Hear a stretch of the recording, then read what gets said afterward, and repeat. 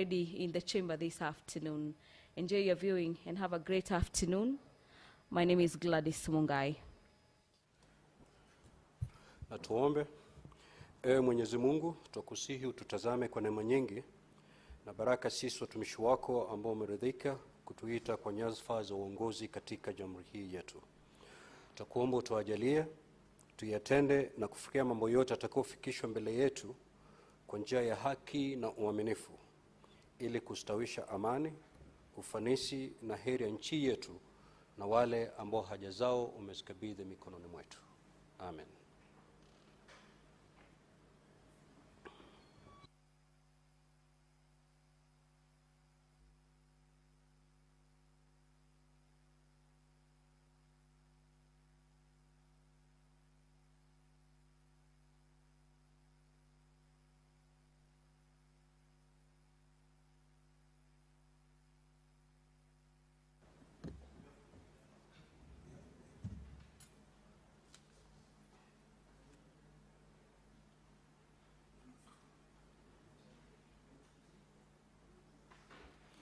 Clerk, do we have quorum? Sergeant at Arms, kindly ring the quorum bell for 10 minutes.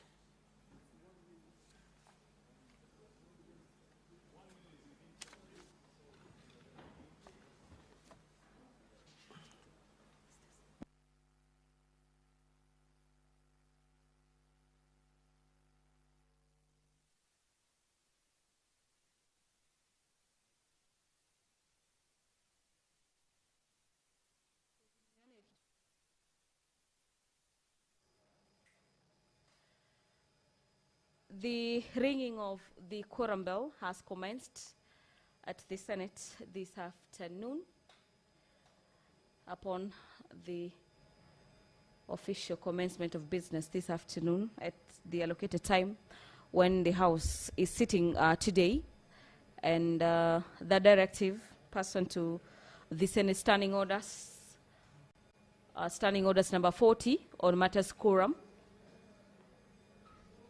We will be awaiting for our senators to make their way into the chamber this afternoon. And upon the signal that that quorum has been achieved, I'll be handing you over back to the chamber this afternoon. Under the Committee of the Whole, the House will be considering a number of bills. Among them is the County Assembly's Pension Scheme Bill, Senate Bills number 14 of the year 2024, and the National Disaster Risk Management Bill, this being a bill from the National Assembly, Bill number 24 of the year 2023. The Creative Economy Support Bill, the County Government's State Officers Removal from Office Procedure, the Livestock Protection and Sustainability Bill, and the County Government's Amendment Bill number 39 of the year 2024 are some of the bills that the House is set to debate this afternoon. The House is also set to consider a motion by the Senator for Taita Taveta County, Senator Jones Mwaruma, and this motion is in regards to the establishment of a national teaching and referral hospitals in Kenya. In this motion, the Senator for Taita Taveta County is seeking to have the Senate urge the Minister of Health to do a number of things. Among them is to establish a national teaching and referral hospital in Coast, Eastern, Northeastern, Nyanza, and Western region. Allow me to hand over back to the chamber this afternoon. Enjoy your viewing. Order number 1, administration of oath. Order number 2, communication from the chair.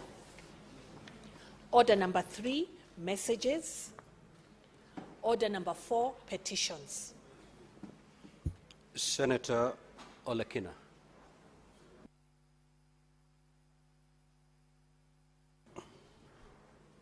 Thank you, Mr. Speaker. Mr. Speaker, I rise to, pursuant to Standing Order 232(1)(b), to raise a petition to the Senate concerning land injustices against the Olderkesi community members in Narok West constituency, Narok County. Mr. Speaker, sir, pursuant to Standing Order 232(1)(b), I hereby present a petition that has been submitted by residents of Olderkesi in Narok County, Narok West constituency, who are citizens of the Republic of Kenya. As you are aware, under Article 119(1) of the Constitution, and I quote, "Every person has a right to petition Parliament to consider any matters within its authority, including enacting, amending, or repealing any legislation." Mr. Speaker, the silent issues raised in the petitions are as follows. One, that the Olderkesi group ranch situated in Narok West constituency in Narok County is a communal land measuring approximately 101,303,000 acres, where whose 7,818 acres was converted into a conservancy area by the name Olderkesi Conservancy. B, that an investor by the name of Calvin Cotters, or the family of Cotters, leased the land from 1920s to date, but the community is yet to receive any returns, compensation from the leasehold. C, that the Olderkesi group ranch has been subdivided and adjudication done, awaiting the issuance of title deeds in March 2025. D, that the Olderkesi group ranch has 25 clusters, with each cluster having representatives appointed to the Land Adjudication Committee to ensure that each community member is allocated at least 3 acres of land. That the community members allocated land to themselves, that the committee members allocated land to themselves, their relatives and friends from the region, with others selling the parcels of land, denying community members their rightful share. The whole process lacked transparency. F, that the adjudication officer left out bona fide members in the adjudication registry containing records of rights and interest to the land and inserted names of non-community members, and this was not made public. G, that the petitioners have made the best efforts to have the matter addressed by the relevant authorities, including the Ministry of Lands, Housing and Urban Development, the National Land Commission, and the County Government of Narok, all of which have failed to give a satisfactory response.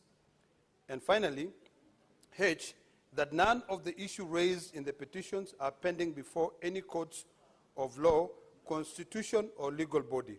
Number 4, consequently, the petitioners pray that the Senate does the following. 1, intervenes and investigate the matter with a view to ensure that the original members of the Olderkesi group ranch are identified and are fairly allocated land, and the total number of registered members is established, and a list of the numbers of parcels of land sold and the beneficiaries is furnished. Number 2, inquires into the matters and establish when the Olderkesi Conservancy was founded, the lease amount paid by Mr. Calvin Cotters and family, detailed information of the lessors, and ensure that the community members are adequately compensated from the leasehold venture. And 5, inquire into the matters and make legislative intervention relating to sale of land, transfer, and acquisition process to ensure that innocent Kenyans are protected. I thank you, Mr. Speaker. Next order. Order number 5, papers. The Senate Majority Leader.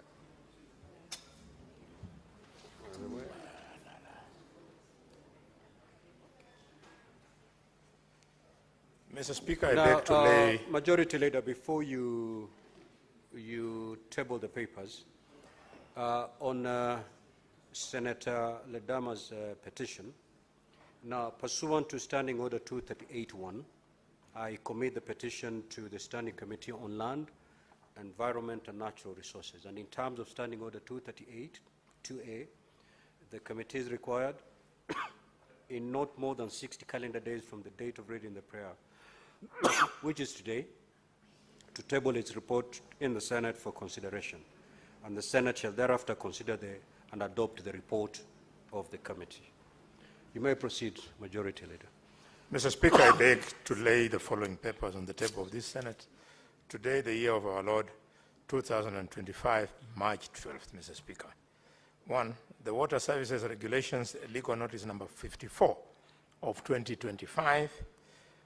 The Water Harvesting and Storage Regulations, Legal Notice number 57 of 2025. And finally, Mr. Speaker, the Water Resources Regulations, Legal Notice number 58 of 2025. I thank you. Next order. Order number 6, notices of motion. Order number 7, questions and statements. A statement pursuant to Standing Order 53-1, the Honorable Senator for Isiolo County, Senator Fatuma Dulo. Honorable Senator, maybe before you take to the floor, allow me to make this communication, please. Honorable Senators, I'd like to acknowledge the presence in the public gallery this afternoon of a visiting teacher and learners from Hillcrest Preparatory School in Nairobi County. The delegation comprises 1 teacher and 35 learners who are in the Senate for a one-day academic exposition. Now, Honorable Senators, in our usual tradition of receiving and welcoming visitors to Parliament, I extend a warm welcome to them, and on behalf of the Senate and on my own behalf, wish them a fruitful visit.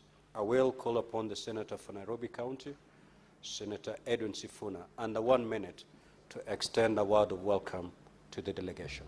Proceed, Honorable Senator.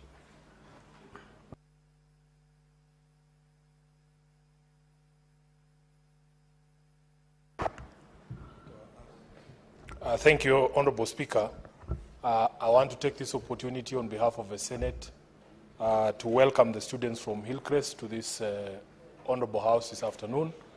I hope that they enjoy their tour of the Senate this afternoon. I'm being informed by Senator Olekina. He used the very same words I'm going to use.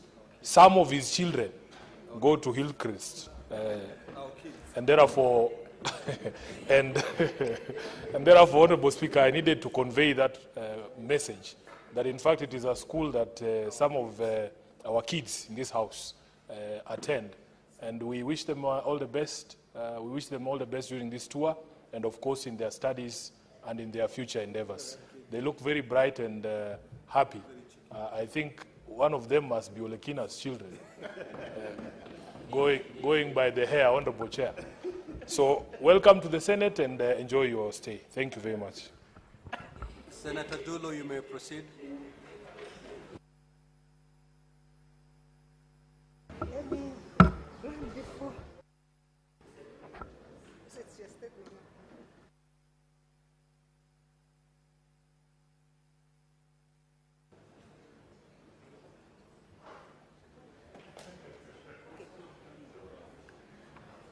Thank you, Mr. Speaker. Mr. Speaker, sir, I rise pursuant to Standing Order 53-1 to seek statement from the Standing Committee on Finance and Budget regarding to project funded by the Equalization Fund in Isiolo County. In the statement, the committee should provide comprehensive list of projects funded by the Equalization Fund in Isiolo County, including their respective budget allocation and implementation timelines. Number 2, specify the criteria used in selecting those projects, outlining the key parameters under the criteria, confirming whether public participation was conducted in determining priority areas, and provide details on the public participation process. Number 3, state the current status of each project, indicating the percentage of completion, any delays encountered, and the specific challenges faced, and the mitigation measures undertaken to address those challenges and ensure project continuity. Number 4, clarify the disbursement schedule of funds for the approved project, highlighting any delays in release of funds that may have affected the progress of ongoing or planned initiatives, and provide reasons for any delays and steps taken to resolve them. Finally, outline any upcoming projects planned under Equalization Fund for Isiolo County, elaborating on the measures in place to ensure equitable distribution of resources across all deserving areas. Mr. Speaker, if you can allow me to read the other two, I'll appreciate. Thank you. Mr. Speaker, sir, I rise pursuant to Standing Order number 53-1 to seek a statement from the Standing Committee on Finance and Budget regarding the financial mismanagement relating to the implementation of the 2-kilometer Cabro road providing projects in Bulapesa Ward, Isiolo County. In the statement, the committee should state when the contract for the project was awarded and the contract sum, the percentage of the work completed so far, and whether public participation was conducted ahead of implementation of the project. Number 2, provide details on the payment made to the contractor to date. 3, outline the measures in place to ensure accountability and transparency in the utilization of public funds, particularly in infrastructure project in Isiolo County. Finally, provide a comprehensive list of infrastructure projects undertaken by county during the financial year 2023, 2024, and 24-25, including the allocated budget and the amount already utilized. The final statement, Mr. Speaker, sir, I rise pursuant to Standing Order 53-1 to seek a statement from the Standing Committee on Roads, Transportation and Housing regarding the delay in the completion of the construction of Garandare Bridge in Isiolo County. In the statement, the committee should provide an update on the completion status of construction of Garandare Bridge, the expected timeline for completion and the reason for any delays. Number 2, specify whether the contractor has adhered to the agreed upon project timelines and whether any penalties have been imposed for non-compliance. Number 3, state the total budget allocated for the project and the amount disbursed so far and any outstanding payment that may have contributed to the delay. Finally, state measures being implemented by the responsible agencies to ensure the project is completed without further delays. I thank you, Mr. Speaker. Honorable Senator Alexander Mundigi.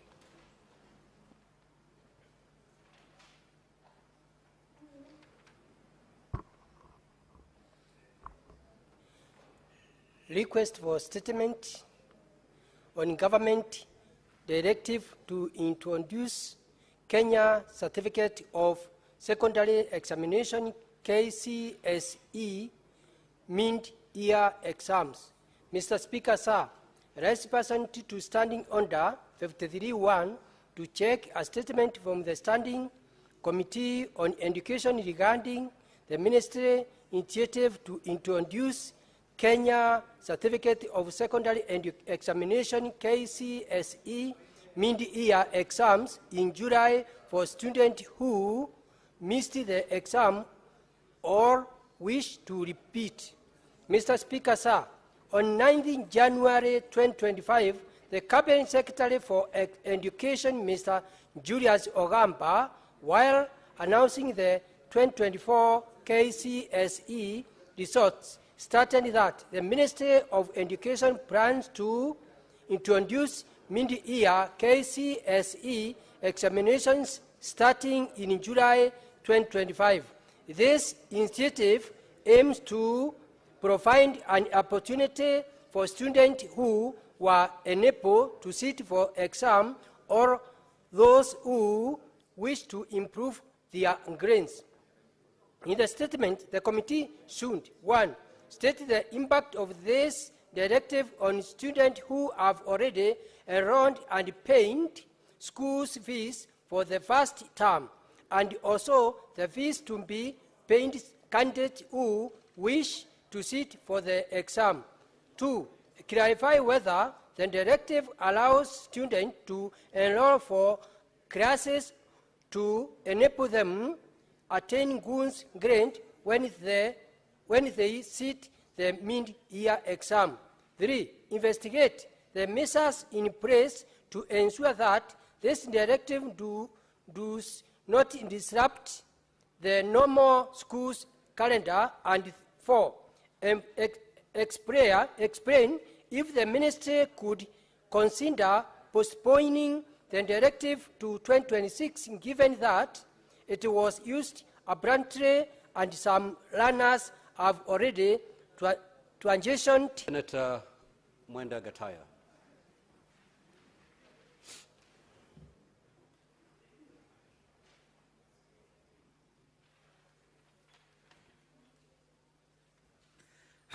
Thank you, Honorable Speaker.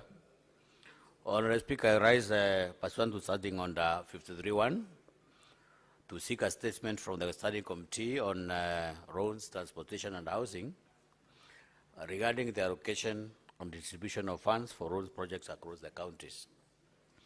In the statement, Honorable Speaker, the committee should provide a breakdown of the budgetary allocations for road construction projects by the Kenya Urban Roads Authority, that is KURA, and the Kenya Rural Roads Authority, KERA, from the financial year 2022-2023 up to date, indicating the value of the projects in each county.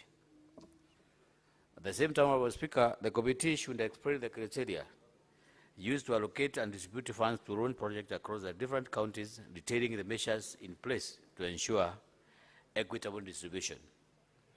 Number 3, Honorable Speaker, the committee should clarify whether KURA and KERA conducts consultations to inform budgetary allocations, and if so, disclose the parties involved in these consultations. And number 4, Honorable Speaker, the committee should also outline the steps being taken by the government to bridge gaps in budgetary allocations for road projects across the counties. Thank you, Honorable Speaker. This is Senator Mwenda Gataya, CBS MP, Senator for the Rakaditi County today, 7th March 2025. Senator David Okoli.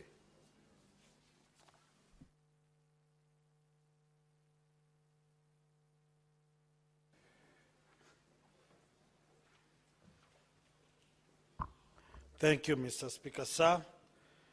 Request for a statement on the staff recruitment, promotion, and development practices at the Nairobi City County Betting, Lotteries and Gaming Control Board. Mr. Speaker, sir, I rise pursuant to Standing Order 53.1 to seek a statement from the Standing Committee on Labor and Social Welfare regarding the staff recruitment, promotion, and development practices in the Nairobi City County Betting, Lotteries and Gaming Control Board. In the statement, the committee should, 1, provide an overview of the staff recruitment, promotion and development practices at the Nairobi City County Betting, Lotteries and Gaming Control Board. 2, provide a breakdown of the staff complement by cadre at the board, stating whether the staff complement reflects the regional and ethnic diversity of the people of Kenya, and if not, explain what is being done to remedy the situation.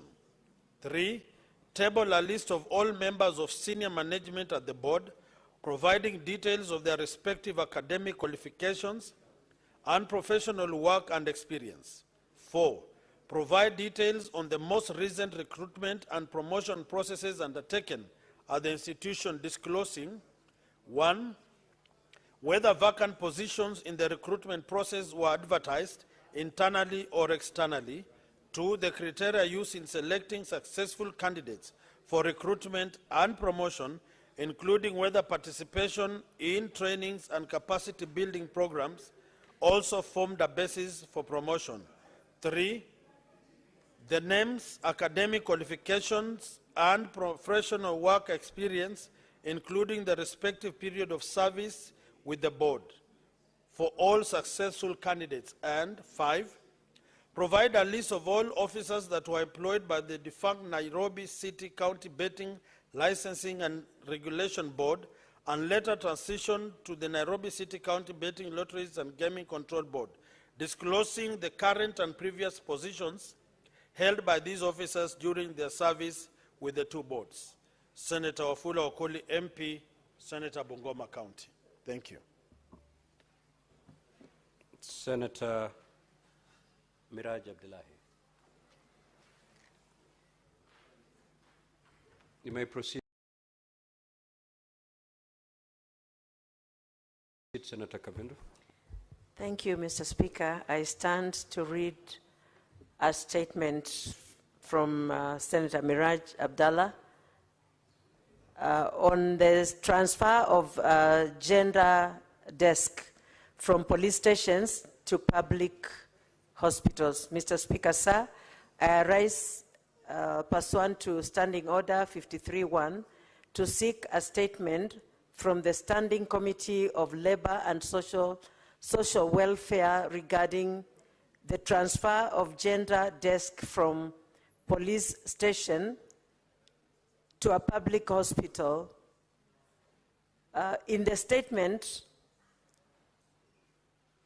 the committee should provide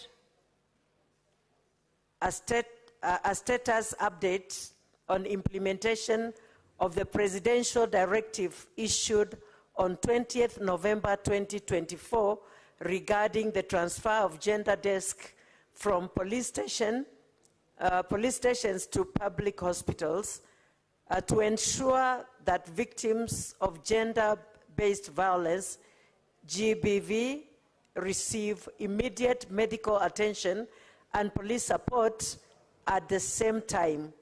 Senator Miraj Abdullahi, MP nominated senator. Thank you. Senator Professor Tom Ojenda.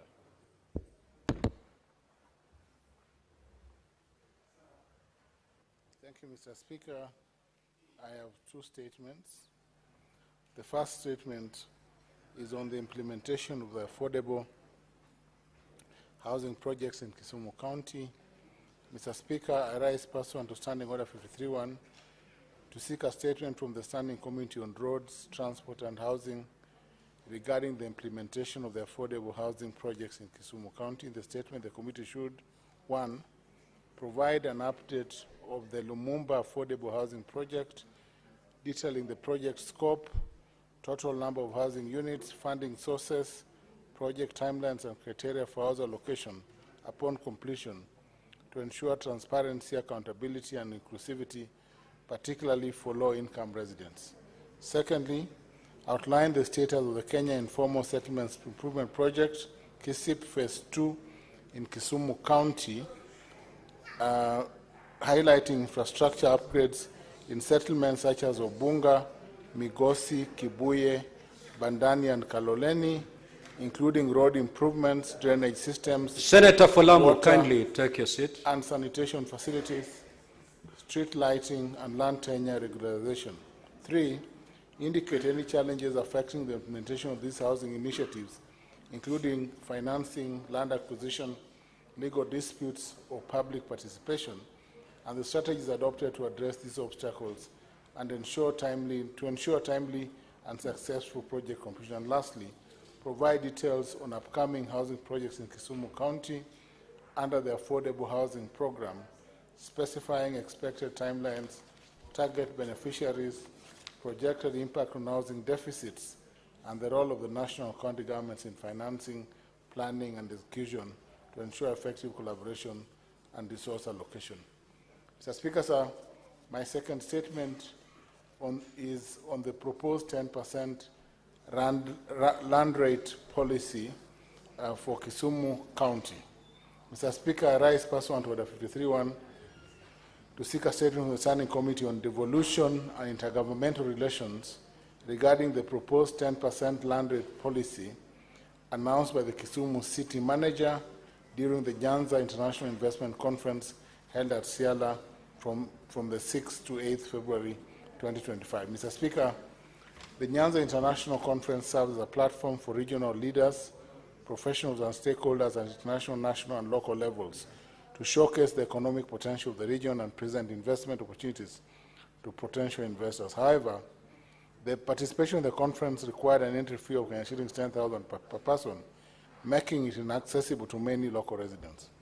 During this year's conference, Mr. Speaker, the Kisumu City County Manager proposed a 10% land rate policy for Kisumu County without conducting meaningful public participation beforehand.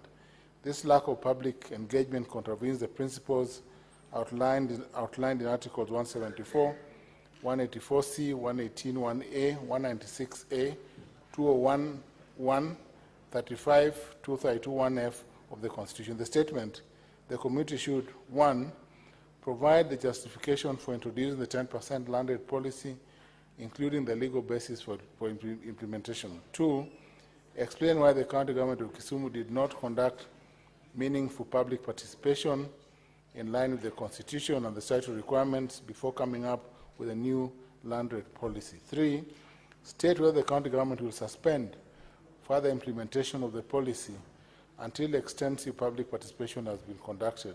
4, clarify the criteria and methodology used to determine the proposed land rate. And lastly, outline measures put in place to ensure that the policy does not disproportionately burden local residents, particularly vulnerable groups. Thank you, Mr. Speaker. Senator Lelegwe.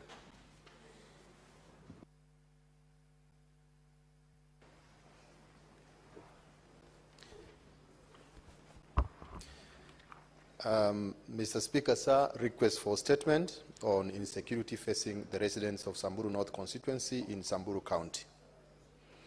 Mr. Speaker, sir, I rise pursuant to Standing Order 53-1 to seek a statement from the Standing Committee on National Security, Defense and Foreign Relations regarding the insecurity facing the residents of Samburu North constituency, Samburu County.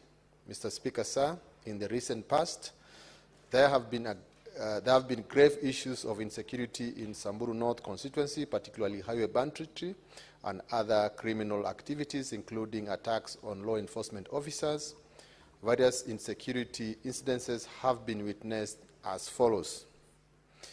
1, on 9th January 2025, a tragic attack occurred along Baragoi Road when armed criminals ambushed a vehicle, resulting to senseless killing of one person, a father who was traveling with his child to school. On 13th January 2025, bandits raided tomb herders, stealing 150 heads of cattle and brutally killing 3 individuals. And additionally, 1 person sustained injuries during the attack. 3, on 10th February 2025, criminals launched deadly attack on a police vehicle transporting remandees arrested for serious offenses from Marala law courts. During the attack, the police officer driving the vehicle, Mr. Humphrey Oroba, was killed, and the assailants took his firearm before freeing all 8 remandees. On 27 February 2025, criminals ambushed a public transport bus, killing 2 passengers and injuring 10 others. On 10th March 2025, bandits raided Kilepoi herders and stole a unknown number of livestock, killing several people and injuring several others. In the statement, the committee should provide a report on the status of investigation into the specified insecurity incidents. Disclose the identities of the perpetrators and their financials or sponsors, and indicate whether they have been arrested and arraigned in court. 3, outline the plans for compensating the victims and the families of those who lost their lives and livestock in these attacks, and provide an update on the ongoing efforts to recover the stolen police firearm and livestock. Outline the efforts being made by the government to improve the capacity and resources of police officers in Samburu County, including the provision of advanced technical equipment and the permanent deployment of patrol officers along Maral Baragoi Road and other key routes within Samburu North constituency and the wider Samburu County to ensure continuous and effective security coverage, and detail the measures being implemented by the government to enhance security and curb the rising incidences of violence, ensuring the safety of residents in Samburu North constituency and the wider Samburu County. Thank you, Mr. Speaker. Senator Faki.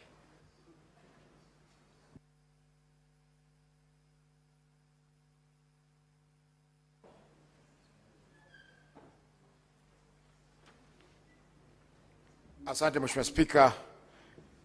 Maombi ya taarifa kuhusiana na kupotea mara kwa mara kwa nguvu za umeme katika kaunti ya Mombasa na viunga vyake. Mheshimiwa Spika, nimesimama kwa mujibu wa kanuni za kudumu namba 53(1) ya kanuni za Bunge la Seneti kuomba kauli kutoka kwa kamati ya Kawi kuhusiana na kupotea kwa nguvu za umeme katika kaunti ya Mombasa na viunga vyake, hususan katika mwezi huu mtukufu wa Ramadhani. Mheshimiwa Spika, kutoka mwanzo wa mwezi huu wa Machi ambao unaenda sawia na mwezi mtukufu wa Ramadhani, jiji la Mombasa na viunga vyake limeshuhudia kupotea mara kwa mara kwa nguvu za umeme. Hii imeathiri pakubwa mipango ya ibada na biashara kwa wakazi, ikizingatiwa kwamba mwezi huu waumini wengi wa dini ya Kiislamu wanahusika na ibada ya swala ya usiku ambayo inajulikana kama tarawih. Vile vile biashara huongezeka katika mwezi huu kwa sababu watu wengi huenda madukani baada ya swala za usiku. Hivyo basi kupotea huku kwa nguvu za umeme kumeathiri pakubwa swala pamoja na biashara. Mheshimiwa Spika, katika kauli hiyo kamati ieleze chanzo cha kupotea kwa umeme mara kwa mara katika mwezi huu mtukufu wa Ramadhani na ichukue hatua zinazofaa ili kuhakikisha kuwa wananchi wanapata huduma hii wanapata huduma wanazostahili. Pili, iorodheshe hatua ambazo serikali inachukua kusuluhisha tatizo la kukatika kwa umeme jijini Mombasa, ikizingatiwa kuwa Waislamu wanashindwa kutimiza maombi yao ya usiku na wafanyabiashara pia wanapata hasara kutokana na ukosefu wa umeme. Asante Mheshimiwa Spika. Senator Kavindu.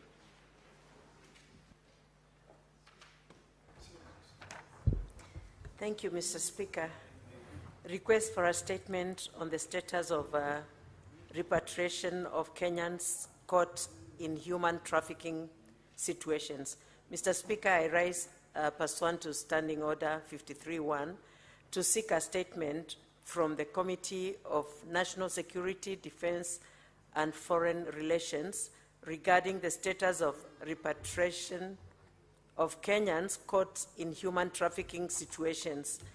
In the statement, the committee should, 1, provide the Senate with a report detailing the current status, the current statistics on the number of Kenyan human trafficking victims repatriated over the last 3 years, including the countries they were held.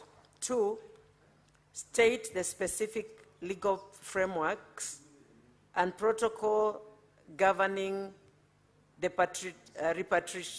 repatriation of human trafficking victims, including a clear action plan, timelines for the repatriation process, and indicate whether there are existing bilateral agreements to facilitate repatriation. 3, outline the measures the government is taking to combat the rising prevalence of human trafficking rings operating under the guise of recruitment agencies. And 4, specify the measures in place to ensure the safety of and security of victims during and after repatriation, and state the support provided to the repatriated victims. Senator Agnes Kavindu, MP, Senator Machakos County. Thank you.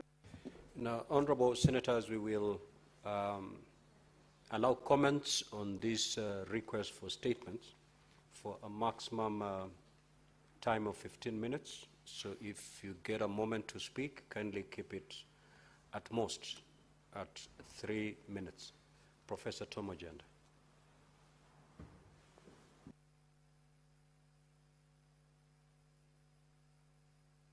Thank you, Mr. Speaker.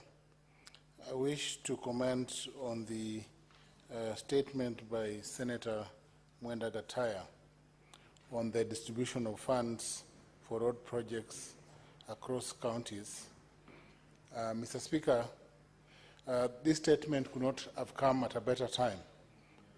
The budgetary allocation for road construction projects under Kura and Kera and the mechanisms for such allocation, Mr. Speaker, cannot be understated. Cannot be understated, Mr. Speaker, because every county, Mr. Speaker, and I speak for my county in this case, has roads that are not done. And, Mr. Speaker, it is in this regard that the framework for allocation of funds should be set out in a manner, Mr. Speaker, that brings some level of fairness and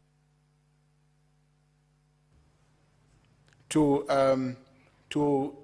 counties, Mr. Speaker, because, Mr. Speaker, in terms of mileage, and I'm sure this is data that the CS and the PS Ministry of Roads would have. In terms of data, Mr. Speaker, it is important that some fairness is given to the allocation so that we do not have regions or areas, Mr. Speaker, where the road network is at a level that is beyond fair, say 50 to 60% of roads tarmacked or at a level that is moderate, Mr. Speaker, because there are some counties, Mr. Speaker, where we do not even have tarmacked or motorable roads, Mr. Speaker. This statement, Mr. Speaker, addresses the question of equity and also addresses, Mr. Speaker, the manner and the modality of allocating funds both under Kura and Kera. Mr. Speaker, I am aware that the CS, the new CS for roads, the Honorable Chirchir, has worked on a framework that brings some level of fairness. And when the Senator for Tharaka Nithi inquires into this question, I'm sure he's alive to the fact that many roads in Tharaka Nithi may need some action. And it is that action, Mr. Speaker, that I call action that remedies or that addresses those counties that are lagging behind and that have allocations that are lower than allocations for counties that have roads that are motorable, Mr. Speaker. Senator Bone. Thank you, Mr. Speaker. Mr. Speaker, I rise to ride on the statement by the Senator Kavindu, the Senator of Machakos. It is important that when our suspects, Kenyans who are suspects in drug trafficking, are arrested, it is important that the government of Kenya should do everything possible to ensure that they are given fair trial. Period. Fair trial and nothing else. Mr. Speaker, I don't understand what the Senate is looking for when she says repatriation of victims. You call criminals of drug trafficking victims? People who mess our children up? Mr. Speaker, if anything, once the government is satisfied that a criminal has first fair trial, it should ensure that that guy should be jailed in that country, serve a full term there for it to serve as a deterrent, Mr. Speaker. Thank you, Mr. Speaker. Senator Mogeni.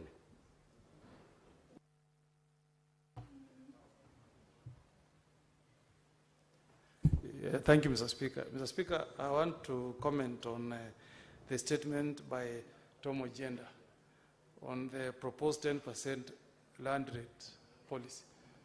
Mr. Speaker, at a time when Kenyans are already crying from heavy taxation, our governors are increasing rates. In Nairobi, if you have received the rates for your properties this year, the governor of Nairobi has increased rates. Where do we run to, Mr. Speaker? Wakenya ni wale wale. Mshahara ni ule ule. Where do we go, Mr. Speaker? We need to pump sense to our governors. You cannot overtax Kenyans. Nairobi, you have retirees in Kilimani who used to pay rates of 7,000. Now the demand notes for this year is over 50,000. Where do these Kenyans go, Mr. Speaker? And then you are taxing Kenyans without provision of services. If you ask these retirees, Mr. Speaker, they have never known anything called garbage collection from the county government in Nairobi. They buy water, bottled water to drink. Mr. Speaker, there is no train service from where they live to town, Mr. Speaker. Go to Gikomba, Machakos, that road. Look at the state of that road. Look at the conditions under which those poor Kenyans are doing their business. There is no water. When they go to hospitals, there is no medicine. And yet we are just taxing. Mr. Speaker, we are the only house, we as elected people, who can speak for these voiceless people. They have no voice. The only voice they have is through their senators. Mr. Speaker, do we sit back and watch the governor of Kisumu introduce 10% rates on properties on those poor residents of the county of Kisumu? We must do something. I don't know which committee will look into this matter, but we need to be serious, Mr. Speaker, and look for a solution. Pay as you earn as a cap. But rates, whether you are poor or rich, once the county says you will pay 10%, you have nowhere to run to. Dakika moja tu. Mr. Speaker, sir, 1 minute. Give the Honourable Senator 1 minute to Yeah, so conclude. I plead, Mr. Speaker, the committee that will look into this matter, to take this matter seriously, even if it means, Madam Speaker, us looking for legislative intervention. We do something. Overtaxation can create a revolution. If you tax Kenyans beyond what they have in their pockets, you'll be causing a revolution. Let's be sensitive on issues dealing with taxation. Let us not overtax Kenyans. Let us be fair, let us be sensitive, let us be considerate on our taxation. And Mr. Speaker, my President, William Ruto, should know that the buck will stop with him. The cry of Kenyans will be at his doorstep. So he also needs to rein in on our governors. I thank you, Mr. Speaker. Senator Murgu.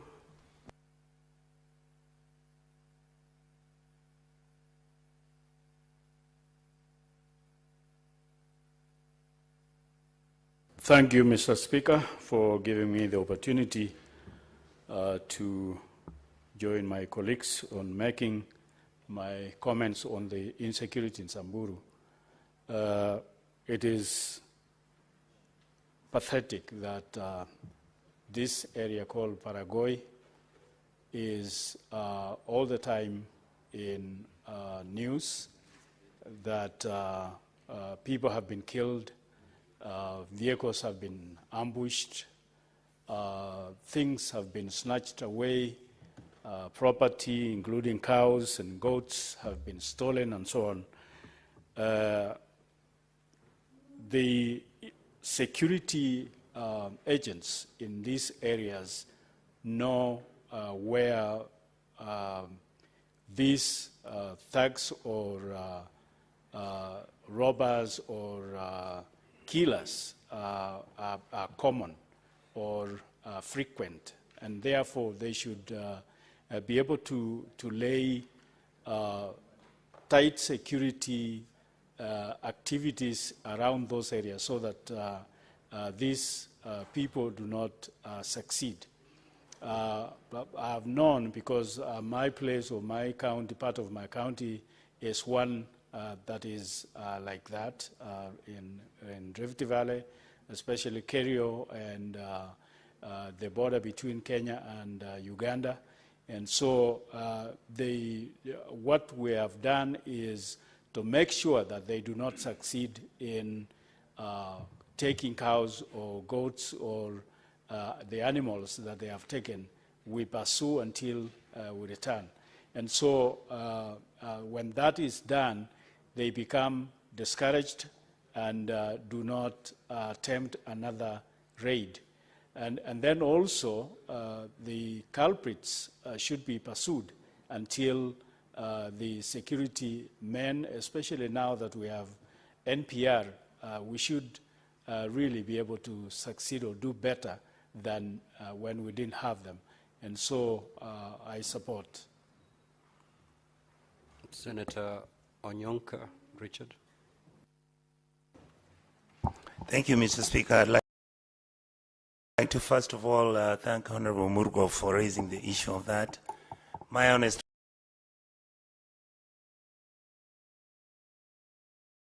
observation, Senator Murgo, that is drones. They will see who's stealing the cows, they'll see where it's gone, and they'll see who the owners, but they can't. Number two, Mr. Speaker, I had my brother and senior and wonderful friend, Honorable Halwale, discussing the matter that Honorable Kavindu has raised. Honorable Halwale, I was in my past life an Assistant Minister for Foreign Affairs. 70% of your young Kenyans who've been arrested in these foreign countries carrying drugs were actually convinced, and they carried those drugs to those countries without some of them even knowing that they were actually carrying those drugs. And some of us have got friends and their children are involved in these things. I would like for the government to be more softer, more kinder. What in other jurisdictions happens, Mr. Speaker, is that once people are arrested and they have most probably served a period of even 5 years, normally what caring governments do is they repatriate those prisoners to come and finish their terms in their countries. That is, I believe, what Madam Kavindu was actually requesting the government to do. Number two, the reality is that this sexual exploitation and indeed the young people who have been arrested because of the sex trafficking which has taken place in those countries, on my colleagues in this house, many Kenyans went out to look for a living, to look for jobs. And some of them got themselves into these activities. So really, I do believe, Mr. Speaker, that as a responsible government and as a people, we can interrogate those matters. The government has the capacity of looking at all the prisoners arrested in foreign countries. The government can look at all the Kenyans who've been arrested in different countries and they are stationed there. Some of them have been put in detention camps. I believe that is what Madam Kavindu was talking about. And I think when the committee gets to the point, we will be able to explain some of these things. And I believe the Ministry of Foreign Affairs actually does have records of a majority of the Kenyans in some of these prisons out of the country. Thank you, Mr. Speaker. Senator Abbas.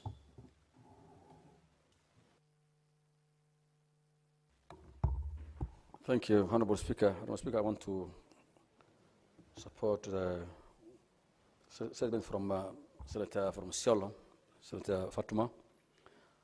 Honorable Speaker, actually what has happened is that in the budget making of counties, they always take the budget first to the public, there's public participation, and immediately they do again supplementary after approval.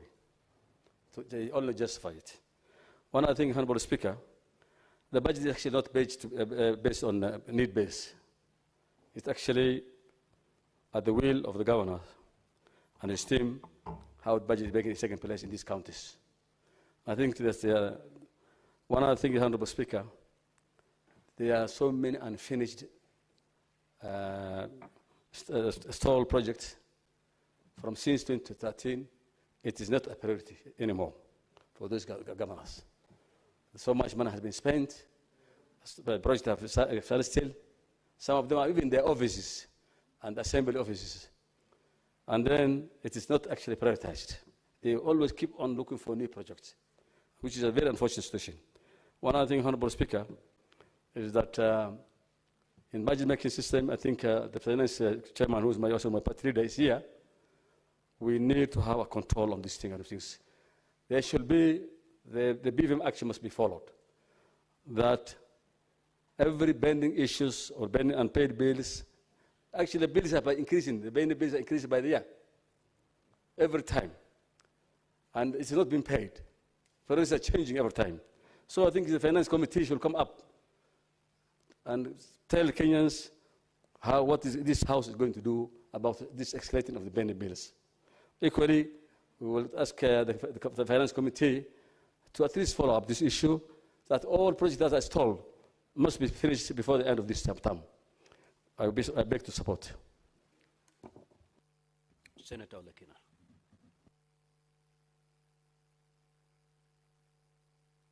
Thank you, Mr. Speaker. Mr. Speaker, I rise to make some comments on two statements. The first statement is on the insecurity in Samburu County. Mr. Speaker, I listened keenly when I was walking in, and I've also had an opportunity to read the statement by the distinguished senator from Samburu, and it shows some form of laxity with our police forces or police service. There's absolutely no reason as to why a chronological event, which is known by the security officers, cannot be acted upon. When you hear the distinguished senator say that on the 9th of January, on the 13th of January, then he goes on the 10th of January, on the 10th of February, then he goes on the 27th of February, 10th of March, including even bandits, and even today, including even these bandits going in and killing police officers who are transporting criminals from the law courts, and nothing is happening? Mr. Speaker, sir, I've seen what the distinguished senator has requested to be committed, to be investigated. And I actually want to say, all these things that you've asked for are things which will just give you literature for no reason. I think what we should ask for is for the Ministry of Interior to take swift action to be able to go and safeguard the citizens of Samburu, people who are there. Because if you now say, provide a report, what is the report for? So that we can sit here and read? So what?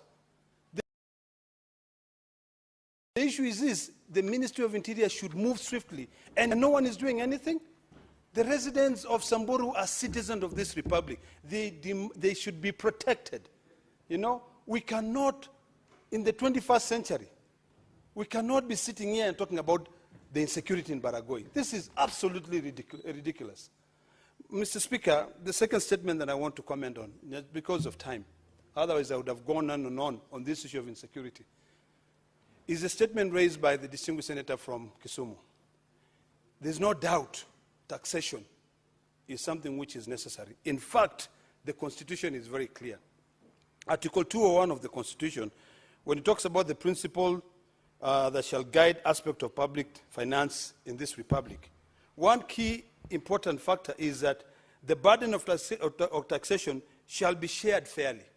Now, the question is, when you look at Nairobi as an example, have land rates been reviewed for a period of time? You know, Kisumu County, all our counties, if we really want to be able to provide services to our citizens, have we been able to review those taxes on leasehold? I think what we need to do is to encourage, and I hope that the committee will encourage those counties to carry out public participation. You know, to see, people are bleeding, yes, but we've got to find a balance. In Nairobi County, Mr. Speaker, 30 seconds, please. Give the Honourable Senator the requested 30 seconds. Thank you. Mr. Speaker, in Nairobi County, it is imperative that we review the taxes, the land rates, so that we can be fair and balanced. We are talking about Nairobi County not being able to pay street lights, and it's a security issues. You collect taxes to pay for bills. That is number one. In Kisumu County, I think it's a matter of, you know, public participation. So there's absolutely no reason. We just have to be fair.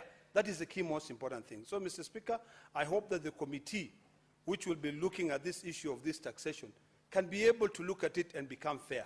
And I hope that finally, even the taxes which were levied on housing levy will reduce this financial year. I hope they'll go down to 1% or even lower than 1%, so that we balance.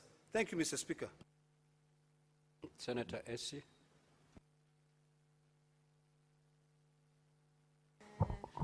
Thank you, Mr. Speaker. I want to support the statement by Senator Miraj on alleged transfer of gender desks from police stations to public hospitals. I would make this proposal. I think instead of that transfer, why don't we have the gender desks both at the police stations and in public hospitals, so that we make the fight against gender-based violence effective? Because, Mr. Speaker, the first point of call when one has been attacked is the police station. So moving it from there doesn't make it any easier, because the moment you go to hospital, you need to also, for the legal processes to take place, you need to have the OB that is justifying that indeed that has happened and action needs to be taken. Mr. Speaker, I also want to talk about the statement by the Embu Senator on introduction of KCSE examinations. I'm a product of those examinations, and maybe we need to see what is actually informing the ministry to reintroduce that for the current breed of students, so that we are able to weigh the pros and cons of that at this point. Thank you, Mr. Speaker. Senator Sifuna. Honorable Speaker, I wanted to comment on the statement by the Senator for Machakos, Honorable Kavindu. I think Senator Khalwale misapprehended the thrust of this particular statement. Senator Khalwale should know that just in the recent days, Honorable Speaker, over 100 Kenyans were stranded at the border between Thailand and Myanmar. And these people were not criminals. In fact, they have been lured to these Far East countries to purportedly, go work there. But when they get there, Honorable Speaker, they're being held against their will as part of these online extortion gangs. And they were able to be released, but they were stuck at the border with Thailand because Thai authorities were not opening the border. That is exactly the statement that Senator Kavindu was talking about. And you can see, Honorable Speaker, I think there were reports that about 64 of them had been rescued a few days ago, and another 20 or 24 just this week. So, Honorable Speaker, this statement was not speaking to people who have been caught on the wrong side of the law. In fact, these are victims and suspecting victims of a global ring of online extortionists, and government must do everything to be able to return these people home. So, Honorable Speaker, that is the only comment I wanted to make. And lastly, on the statement regarding rates in Nairobi, in fact, I wanted to inform the Senator for Narok that the county government of Nairobi, just like the national government, also passes what we call a finance bill every annual financial year. And in that particular bill, it is proposed through the assembly for the county government to be able to levy various fees here and there.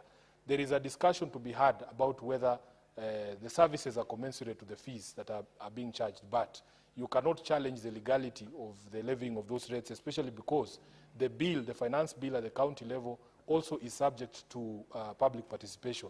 And the fact of the matter is, Honorable Speaker, when it comes to land rates, we had not reviewed our valuation role for a very long time. I remember every single time the county has tried to do a new valuation role, there have been obstacles that have been placed on its way. And therefore, Honorable Speaker, we can rightly, as we should, pursue service delivery. But then again, we cannot cry that rates have been reviewed. Yet, if you look at the rates that some of these properties were paying, were not commensurate with what is actually the market value of those properties as of now. So, Honorable Speaker, those are the only comments I wanted to make, and I thank you for the opportunity. Senator Sigei Wakili.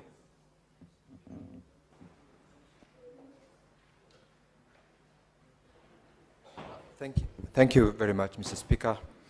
I wanted to comment on the statement by the Honorable Senator Mwenda Gataya on the need to have this particular data and also the criteria of allocation of resources for purposes of Kenya Urban Roads Authority and also Kenya Rural Roads Authority. Mr. Speaker, the statement in itself will guide the country in building some level of affirmative action with regard to the criteria with which the agencies under the Ministry of Roads and Infrastructure allocate resources. Lately, Mr. Speaker, we have had comments across in the National Assembly where members wherever there are issues as regards the budget allocation, speaks to places where you have so many infrastructure on roads under Kera and Kura ongoing, whereas there are other places where accessibility, particularly even to some specific public places, are not available, and it's because of unavailability of resources. This particular statement, Mr. Speaker, I wish would also facilitate the membership of this committee that will be given the statement to deal with, to go beyond the period that the Honorable Senator has enlisted, that's between 2022-2023 to date, so that in a bid to ensure that we have this affirmative action to areas where for a long period of time they've been ignored with little or no resources at all in terms of obligation, get this particular consideration. And secondly, to enhance the ability of the specific agencies to classify the various roads, because the roads under Kura and roads under Kera are sometimes falling victims to what we have experienced across our county governments, where resources which have been allocated to a road that is classified to be under Kera and Kura can still get allocations from county governments, where that particular allocation is put into abuse by the county government and the relevant agencies within the county government. Because of double allocation, people use such as an opportunity to steal and or misappropriate the resources. So I wish this committee that will be involved in dealing with this particular statement will go beyond the number of years or the period that has been identified, and further to also ensure that they deal with the aspect on classification, so that we have all the relevant agencies getting this aspect to deal with in terms of ensuring everyone knows the process, the allocation criteria. Let's give the Senator 1 minute to conclude his remarks. All right, so we move to Senator Ali Roba.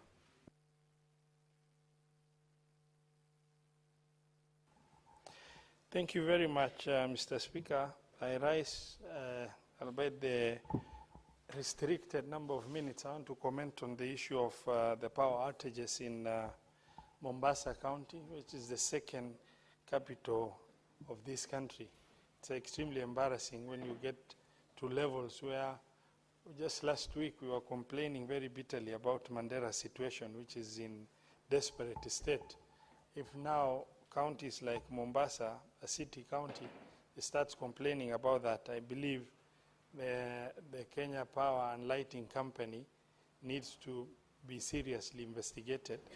Mr. Speaker, sir, I also rise to support on the statement on these challenges of security in Samburu County.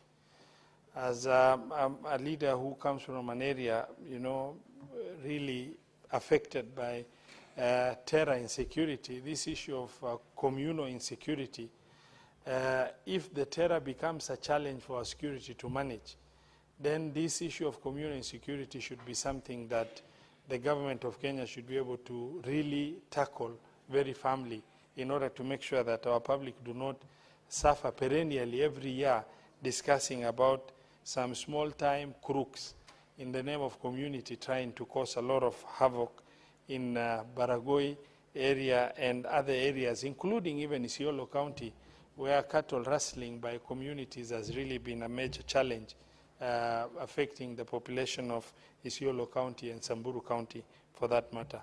Mr. Speaker, sir, I rise to support. Senator Lominan.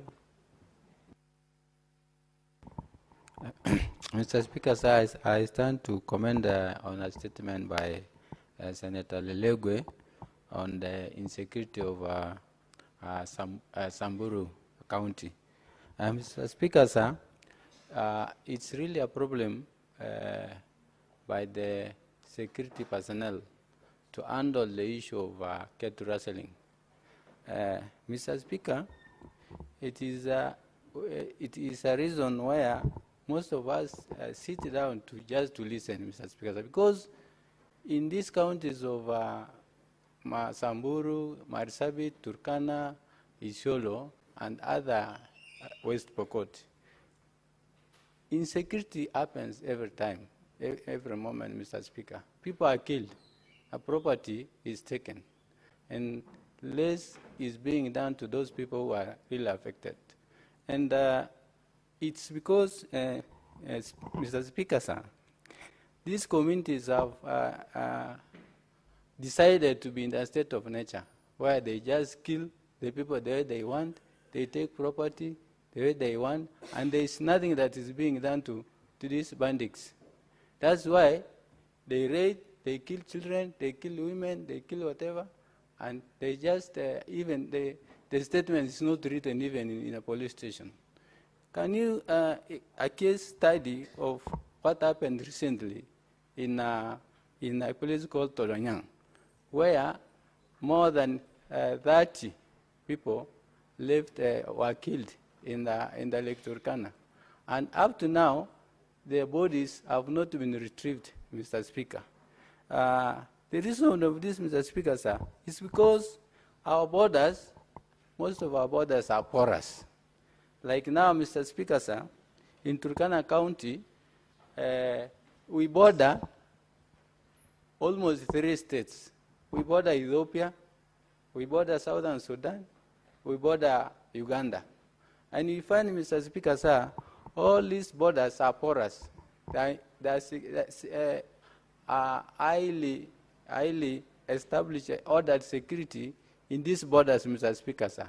And in our area, we have no KDFs in these borders, Mr. Speaker, sir, to counter the attacks on the other states.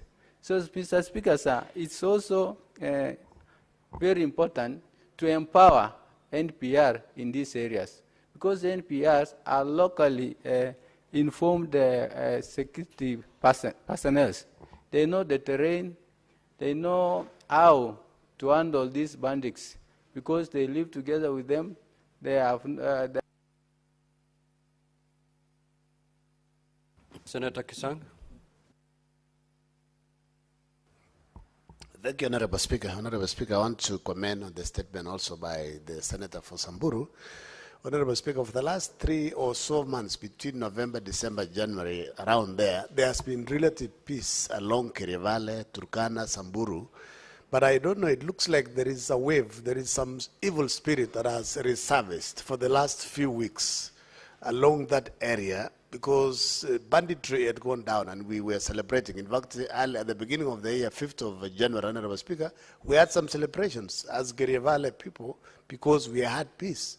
So, but I don't know what has happened all of a sudden. The security teams need to establish, they need to use intelligence properly, because it looks like there is some commercial part of this banditry. It's no longer normal cat rustling. It's become more or less like a business, Honorable Speaker, because this weekend that is just there, yesterday, we buried 2 people in Elgeyo-Marakwet County. There's one who will be buried on Friday. And these are, it's happening in Samburu, in Isholo, in Turkana, in West Pokot. So why has it become so difficult for the security teams with the intelligence of DCI, intelligence of NIS, who are being given a lot of resources? What are they doing with these resources if they cannot even stem banditry within the country?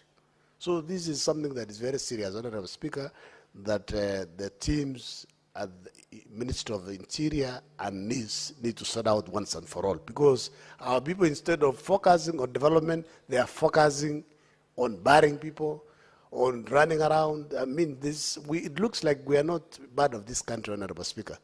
Secondly, Honorable Speaker, is the one on by the Senator for Kisumu, Honorable Speaker. Honorable Speaker, I believe it's right that maybe for a long time, the counties have not done valuation roles to establish the actual value for properties, Honorable Speaker. But also, they need to account for the current resources they are collecting. Because if you check our water bills, there is an item called sewerage and garbage collection. And basically, most of us here in Nairobi, the garbage collections are done by private companies. They are not done by the county. So why are they charging for a service and they are not delivering the service? So they need to rethink. ensure there is proper public participation, because luckily Kenyans, we know what to do in case they want to increase. Basically, the courts are there to save us from additional taxations from the counties, because these governors are not utilizing the resources they are getting from the share of revenue and also what they are collecting. Thank you, Honorable Speaker. Senator Hezena.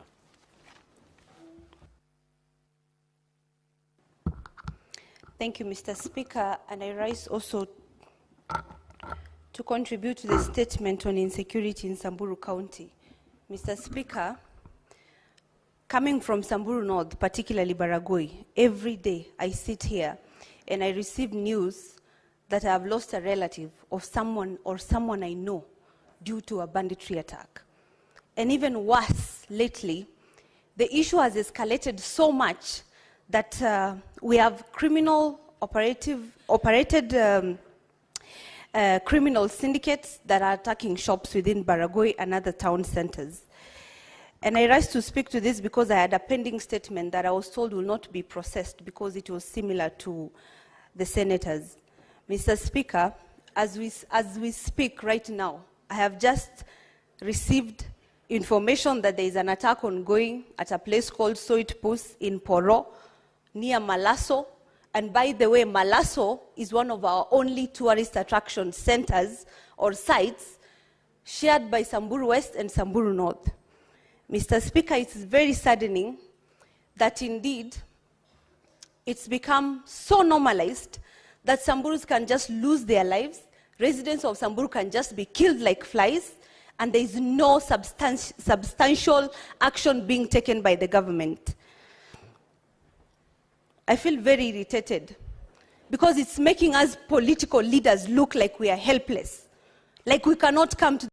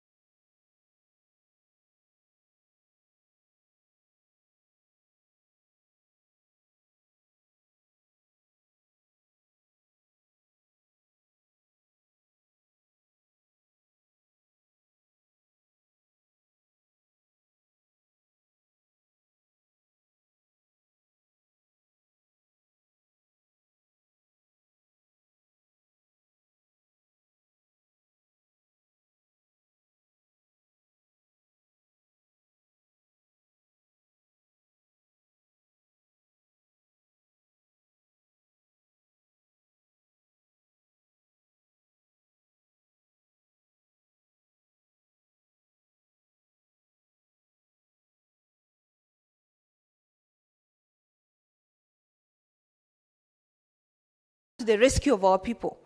I think it's about time the government tells us whether it can secure the people or residents of Samburu or that our people should take care of themselves. It's about time we are told clearly what we need to do. Mr. Speaker, we have had public servants, people holding very high-ranking offices in this country, going to the grassroots and making incitatory remarks that can elicit very serious, volatile emotions among our people. I have also not seen any action being taken against these people, not even by the almost toothless national cohesion, the national cohesion. Mr. Speaker, I have also heard of compensations happening for people from the farming counties. We have had the PS for livestock the other day appearing before the devolution committee.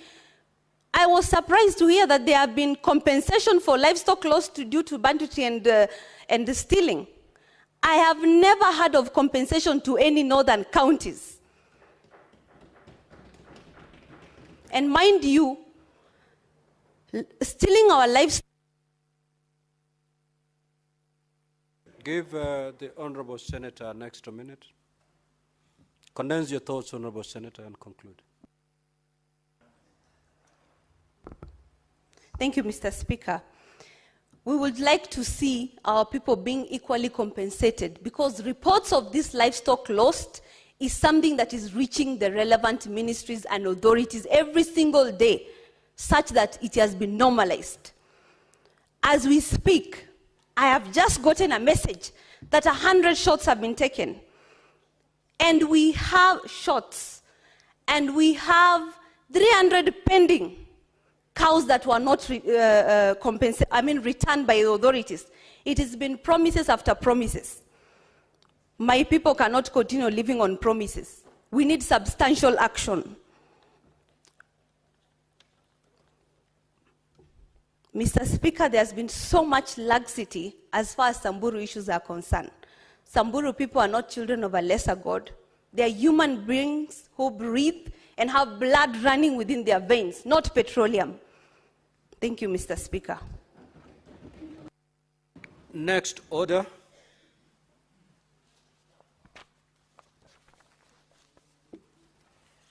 Order number 8, the Public Fundraising Appeals Bill, Senate Bills number 36 of 2024, second reading division. That order is deferred. Next. Order number 9, the Environment Laws Amendment Bill, Senate Bills number 23 of 2024, second reading division. That order is also deferred for lack of requisite delegates. Next order. Order number 10, the County Civic Education Bill, Senate Bills number 4 of 2024, second reading division. Due to lack of the required delegates, that order is also deferred. Next. Order number 11, motion, report of the Mediation Committee on the Conflict of Interest Bill, National Assembly, Bills number 12 of 2023, division. That order is also deferred for the same reasons. Next order.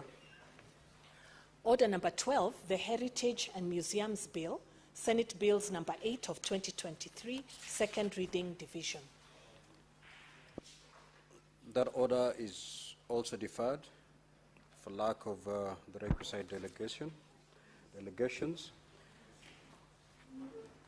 Order number 13, motion, consideration of the joint report of the National Assembly Departmental Committee on Justice and Legal Affairs and the Senate Standing Committee on Justice, Legal Affairs and Human Rights on their consideration of the report of the National Dialogue Committee, NADCO, and the report of the Multisectoral Working Group on the realization of the 2/3 gender principle. Chairperson Jailak.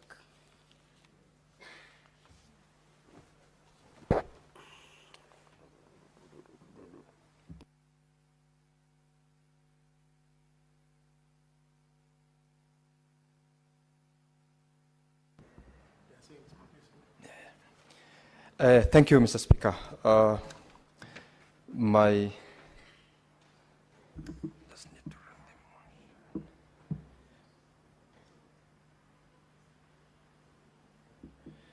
Thank you, Mr. Speaker, sir. I beg to move the motion that the Senate adopts the joint report of the National Assembly Departmental Committee on Justice and Legal Affairs and the Senate Standing Committee on Justice, Legal Affairs and Human Rights on its consideration of the report of the National Dialogue Committee, NADCO, and the report of the Multisectoral Working Group on the realization of the 2/3 gender principle laid on the table on Thursday, 13th of February, 2025. Mr. Speaker, this is a motion that is a product of a period that has lasted for over 1 year plus, and it is on the basis of the NADCO committee that was established through a resolution by the National Assembly and the Senate on the 16th of August 2023 and on Tuesday the 29th of August 2023 respectively. In this case, Mr. Speaker, the resolution of the National Assembly was tabled and adopted before the National Assembly, as well as this particular House received its resolution on the 29th of August 2023 and shortly thereafter adopted that particular resolution. Arising out of the adoption of that resolution, Mr. Speaker, members of this House as well as members of the National Assembly were convened in this particular House. We had the Leader of Majority, the Honorable Senator Aaron Cheriot, MP, being a member of the NADCO, as well as the Honorable Senator Okongo Omogeni, Senior Counsel, who sat as a member of that committee. Mr. Speaker, this is some committee that had, before settling down to deal with the issues that had been highlighted, engaged the public. And among the issues which were framed for purposes of this committee comprised the electoral justice and related matters. This, Mr. Speaker, included aspects on restructuring of the Independent Electoral and Boundaries Commission, boundaries delimitation, as well as a proposal on the possible audit of the 2022 general elections, and in particular of concern was the 2022 presidential elections. Another aspect that was also framed as a very important issue to deal with in this committee was outstanding constitutional matters. There was also on the fidelity of political parties, coalitions, and the law on the multi-party democracy in this country. The other item was entrenching of special funds into the Constitution. The special funds, in this case, Mr. Speaker, which were of issue, is the National Government Constituency Development Fund, the National Government Affirmative Action Fund, and lastly, establishment and entrenchment of state officers. This one is the one that required amendment to the Constitution to introduce certain offices, which, Mr. Speaker, I'll shortly deal with. Prior to this committee, Mr. Speaker's commencing its work, members of the public and Kenyans in general were requested to submit their interest into the committee. And on the 1st of September 2023, a publication was ran out in media, print media across the country, inviting members of the public to engage as stakeholders and participate in submitting their resolutions, proposals, and comments to the 5 issues which were framed. Mr. Speaker, the committee received 258 written memoranda. It also received from over 700 persons memoranda that was drawn on the various issues. And lastly, they received oral submissions, which were over 60 in number. Mr. Speaker, it also received written memoranda from among government ministries, including the National Treasury, Ministry of Energy and Petroleum, State Department for Housing and Economics, as well as in their various meetings, they received additional memoranda from Kenyans from the diaspora. Mr. Speaker, this committee had over 42 sessions where in all those 42 sessions, several issues involving the aspects which were framed under the 5 issues were discussed. Mr. Speaker, out of this particular committee, their reports were tabled in 2 respective houses. For the case of the National Assembly, it was tabled and adopted on the 22nd of February 2024. And in the case of this House, that is the Senate, Mr. Speaker, it was tabled and adopted on the 6th of March 2024. There were immediately respective communications from the Speaker to ensure that the reports which were tabled had commitments in terms of what was expected of the membership, or rather of the 2 houses, That is, number one, Mr. Speaker, to deliberate on the actualization of the reports that were tabled, and secondly, to consider proposals on various amendments to the law, enactments of specific laws that had been proposed by Kenyans for amendments, and lastly, in effect to the proposed amendments to the Constitution, there would be consequential amendments to the law. Mr. Speaker, that is basically the directives that came from the communications of the respective speakers from the two houses. Mr. Speaker, of importance to note is also the multi-sectoral working group that had also been given a commitment to give a proposal on what Kenyans were talking about, what Kenyans wished as regards the compliance, or rather the implementation of the two-third gender principle that has been a thorn for a very long time after the enactment of the 2010 Constitution. Mr. Speaker, the two respective houses had their respective legislative proposals. For the case of the National Assembly, it was required to enact a legislation towards the amendment to the Independent Electoral and Boundaries Act, and this was done, Mr. Speaker, and it became law on the 9th of July, 2024.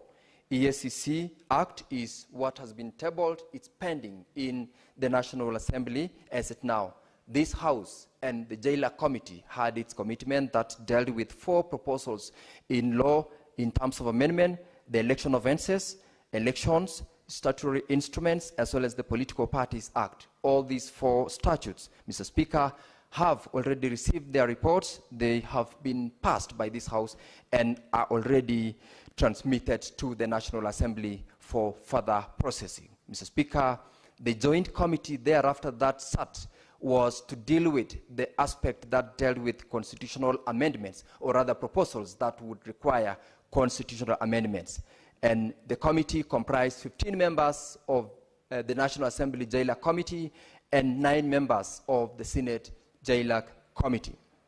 Mr. Speaker, it dealt with the report in terms of what proposals had been made about the proposed amendments to the Constitution, and secondly, the report by the multi-sectoral working group that also had its proposal on the constitutional amendments, as well as those which required the implementation of the two-third gender principle. Mr. Speaker, this committee, of course, had sessions jointly, that is the National Assembly JLAC as well as the Senate JLAC, with a very informed mind in terms of ensuring that the proposals that Kenyans made to the NADCO committee are also input in terms of ensuring that these constitutional amendments would achieve the proposals made by Kenyans in seeking to enhance or rather promote the unity and inclusivity of whatever the government of the day would be expected to do for the people of Kenya as it serves in office. It was also aimed at ensuring that we enhance as a leadership representation in terms of the democratic space of this country. That is why in the proposals that Kenyans made to the NADCO, they sought to ensure that as we look at making amendments to the Constitution, we are able to ensure that there is some level of transparency in terms of the people who are holding office, in terms of the election process itself, and also to ensure that we establish appropriate and adequate checks and balances to the government in place.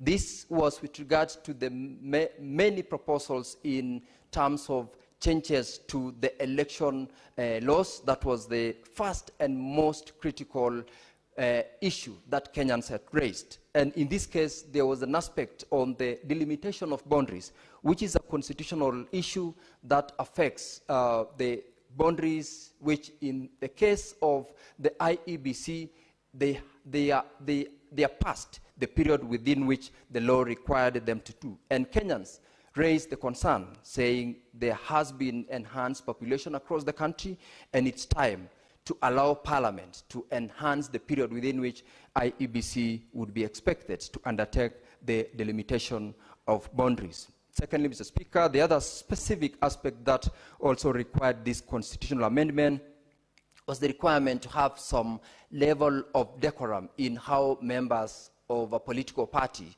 are treated, how they are required to display their loyalty when they are serving their respective political parties. This is under the provisions of the Constitution.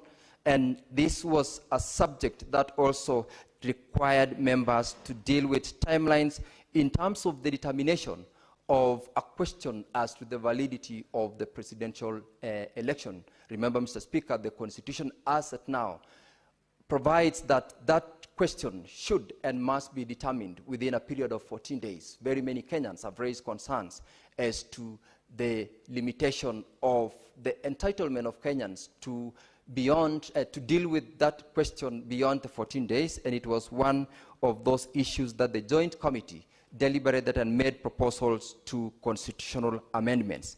Another very important issue that Kenyans spoke to this Joint Committee was with regards to the introduction of the office of the Leader of Opposition, as well as the office of 2 deputies to the Leader of Opposition in Parliament, and also further the introduction and constitutionalization of the office of the Prime Minister. These 2, Mr. Speaker, required Kenyans to subject this to a referendum, and as a consequence of which, Mr. Speaker, this Joint Committee made recommendations to ensure that as we prepare for a roadmap to comply and implement fully the recommendations of the NADCO Committee, we set up a 3-pronged approach. One is on the constitutional amendment that will not require a referendum. Kenyans are made to participate fully through public participation on the draft legislations that will require the entrenchment of the national government, this is NGAF, as well as the national CDF in the Constitution. And those 2 laws do not require, Mr. Speaker, a referendum. And as we speak right now, a draft bill has already been done in the National Assembly. It's been tabled, and Kenyans will definitely be called upon to be involved in getting comments as to the position they would want to have as regards those special funds. The reason, Mr. Speaker, why this was advanced is because of the decision by the Supreme Court as to the constitutionality of those special funds, and this Kenyans will have a say as to whether or not it will suffice or will be dropped. Secondly, Mr. Speaker, the 2/3 gender principle. Remember, we have had over 13 bills in the previous parliaments. The 10th, no, the 11th, the 12th, and the current 13th parliament will be receiving it for the 14th time bill with regard to implementation of the 2/3 gender principle. Mr. Speaker, the Joint Committee, in its wisdom, did recommend that this particular proposal will not require a constitutional referendum, and therefore a draft bill to implement it will suffice if it's brought before the House, as long as it attracts the 2/3 requirement of members in the National Assembly as well as in the Senate. Mr. Speaker, as regards the bills that will require a referendum, the committee did make recommendation that this will be subject to a referendum, and therefore the draft bill must be extensively put before the public. Mr. Speaker, as I table this report, I seek the support of the members, particularly to make sure that the recommendations that the Jailer Committee of the National Assembly, Jailer Committee of the Senate, as well as the joint sessions of the NADCO, which comprise members of the 2 houses, and the joint sessions of the Justice and Legal Affairs Committees in making these recommendations, speak to the interest of the Kenyans who were involved, especially during the process when demonstrations were cutting across the country, leading to the creation of the bipartisan, which gave rise to the NADCO committee. I want to ask members to also interrogate the issues which Kenyans raised. And as I move this motion, Mr. Speaker, this motion will not only affect the amendments in the various laws which have been proposed, but it will affect a number of policies that the government of the day picks up for purposes of ensuring that it serves the interest of the people, it looks beyond the current situation as is, and also make policies which are in terms of supporting the posterity of this country. Mr. Speaker, I want to appreciate the members of the committee for their industry, for their involvement and participation, and also the Office of the Clerk as well as the Office of the Speaker for the support that it gave to not only JLAC as a committee of this House, but to the joint committee that was a consequence of the reports that we received leading to the tabling of this report. Mr. Speaker, I beg to table and ask the Honorable Senator Boni Halwale to second the motion. Thank you, Mr. Speaker.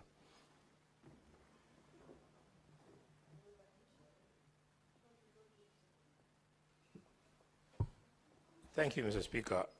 Mr. Speaker, seconding this motion to me is very significant because I believe if the recommendations of the committee that sat on the National Dialogue Committee, NADCO, were to go through, there would be momentous change in the way we practice politics, in the way we govern the country, in the way we live, Mr. Speaker.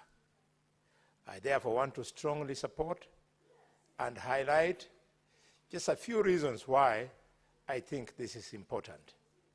Mr. Speaker, I have full confidence in the membership that sat on NADCO and also the JLAC Committee in the National Assembly and in this House, Mr. Speaker, and therefore would remain in total agreement with most, if not all, the recommendations contained therein.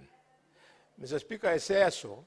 Senator Fatuma, you may want to consult in a low tone so that you don't disrupt the thinking and flow of thoughts of Senator Boni. Proceed. Thank you, Mr. Speaker. Mr. Speaker, I say so with a degree of pride that the original bipartisan committee that gave birth to NADCO, I was actually a member on that particular committee. And Mr. Speaker, I see a few things that stand out, and one I would like to speak to very quickly is the 2/3 gender rule. This has remained a vexing issue since the new constitution was promulgated, Mr. Speaker. It does not matter that many attempts, I believe up to 13, have been made to attempt to achieve the 2/3 gender. What matters is, why did it fail the first time, second time, all the way up to the 13th time? Maybe the kind of public participation that we allow to take place when it comes to this provision is not adequate or could be done in a better manner. Just like the majority of you who are privileged to come from houses where the majority are the female gender. Like, Mr. Speaker, most men, you are there, you are the only man heading the house, but there's a wife there, there's a daughter there, there are third phone, and so on. You always find that you are crowded. So we are very comfortable handling issues of women.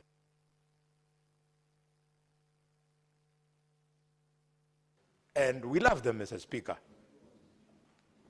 Mr. Speaker, we'll give it to them.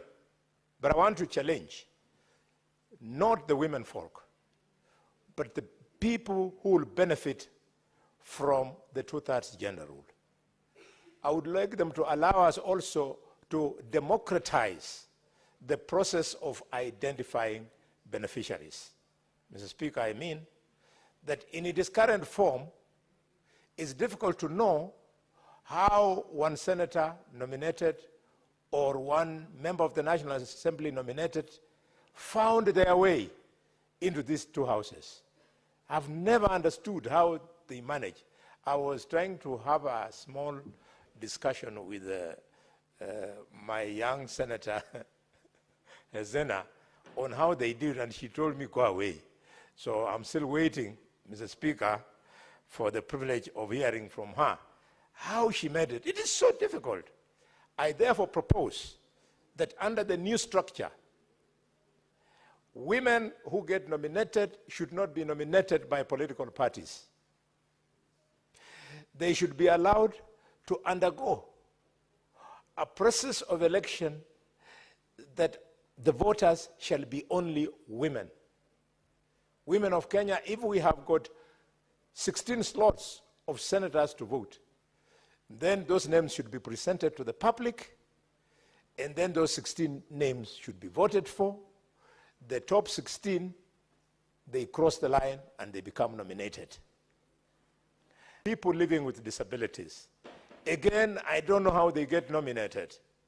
We should allow people living with disabilities to be the principal decision makers. They subject the beneficiaries to a vote. And finally, Mr. Speaker, on this particular point, the people who get through these special seats, the 47 women elected in the National Assembly, plus whatever number we shall add them, they should be allowed to run for that election only once. A woman MP representing a county should not be allowed to be re-elected more than once. They should learn the ropes in the first 5 years. At the end of it, they go for competitive seats. Similarly, people living with disabilities should serve for 5 years. After 5 years, they then face a competitive election. Why? Mr. Speaker, the spirit of nomination was not to create an opportunity for people to get freebies. It was an opportunity which was meant in the letter and spirit of this Constitution to allow, quote unquote, people with limited capacities to win an election to learn how the gurus like Raila Odinga, like Uhuru Kenyatta, like Musalia Mudavadi, like Boni Khalwal. And I say this because we are the guys who have won elections, not once, not twice, not 3 times, not 4 times, but in my case, 5 times. We are the gurus. So that they learn from us how we do it, and then they go and compete. Not to keep on hanging outside this door wanting to come here, one election after another one that I want to benefit from nomination over and over again, Mr. Speaker. Mr. Speaker, the second point I want to speak to is that you have seen the wind behind the sails of wanting to see NADCO suddenly become strong at a time that the President and the former Prime Minister have created some camaraderie, Mr. Speaker. I am hoping that this newfound interest in making sure that NADCO goes through is not for purposes of serving the broad-based government. The broad-based government, just like the handshake government BBI that was there, it will go the way that government went. So we cannot afford a situation whereby we want to amend the Constitution so as either to massage the egos of the proponents of the broad-based government or to reward the beneficiaries of the broad-based government.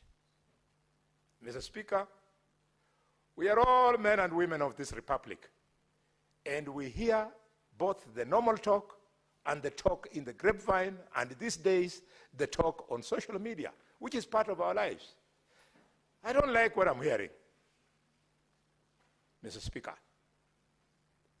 What I'm starting to hear at those 3 levels is as if somebody wants to fix another person, somebody wants to fix a particular party and not the other one, somebody wants to fix a particular region at the expense of another one, and somebody even wants to fix a community. If that is the spirit of broad-based government, it would be wrong. We should never punish anybody. I hear repeatedly, oh, Kashagwa ho, oh, Rigiji ho. The story of Rigiji is gone. Rigiji was given an opportunity in this house to face me, to face Omogeni, to face all of us, and he chickened out. So that is a story which is gone. Let all politicians, especially from Mount Kenya, enjoy equal opportunity in the broad-based government. Mr. Speaker, when we were constituting the new look committees, unknown to this House, Mr. Speaker, I failed to discharge my role as a chief whip, who under our standing orders is supposed to take the lead in reconstituting committees. Because as a man who joined the struggle at an early age of 22 years at the University of Nairobi, I find it difficult to be part of an exercise that was meant to be exclusive rather than inclusive. This is the way to go. Today you're on top, tomorrow you're not. Today you're on the strong side of the wind, tomorrow you're not. We want to build a country that gives all Kenyans equal opportunity. I see, for example, Mr. Speaker, some noise building around certain members of parliament, and not members of parliament, members of the cabinet, that probably X, Y, or Z might be removed so as to pave way for the new look broad-based government. I want to send an early warning. This will be wrong. Whoever is starting to raise issues on Dr. Deborah Mulongo Barasa, if you think that is the way to fix the broad-based government, you should know that also Mulongo, who did not, by the way, apply for that job, she was very busy in her medical practice. She also comes from a community, and that community has heavy fighters, and sometimes we throw very heavy punches, up to and including Dr. Boni Khalwal. Nobody should intimidate Dr. Mulongo. Mr. Speaker, the issue of IEBC in this report, we should expedite the process because, Mr. Speaker, the other day we lost our colleague from Baringo. The people of Baringo need, that delegation needs a senator here. Mr. Speaker, 4 members of parliament have lost their lives. 3 members of parliament have lost their lives, and 1 member of parliament lost his seat through a petition. Those 4 constituencies deserve representation. Not to mention, Mr. Speaker, the 14 wards that have lost MCS for one reason or another. But even as we do so, this will depend on the integrity of the selective panel.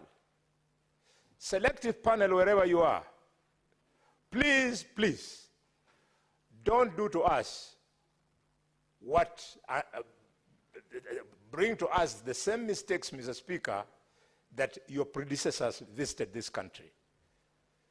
We've been in this country long enough, Mr. Speaker, to know that one of the greatest destabilizers of national unity, national peace, democratization, Mr. Speaker, is the elections of Kenya. And its integrity is tested around the commission and its chairman. Please give us good people. I went through the advert you made last week, and I saw the people who had applied to be commissioners. I have seen some fairly very good names amongst the professionals who have expressed interest. Please, selection panel, avoid the temptation to recycle names. Just because a name is an old name in the papers, in the media, in public domain, they should not be given preference. Let the interviewing process be accompanied with the loads upon loads of integrity so that we get the best commissioners and the best chair, Mr. Speaker. What's more, the mover of the motion has spoken to the issue of delimitation. Many Kenyans listening to me think that when delimitation will take place, they'll get new constituencies. No. There will be no new constituencies. What we'll have is the change in boundaries. And in some cases, the change of the names of the electoral units. That's it. If you are at home there expecting to get a new constituency, forget about it.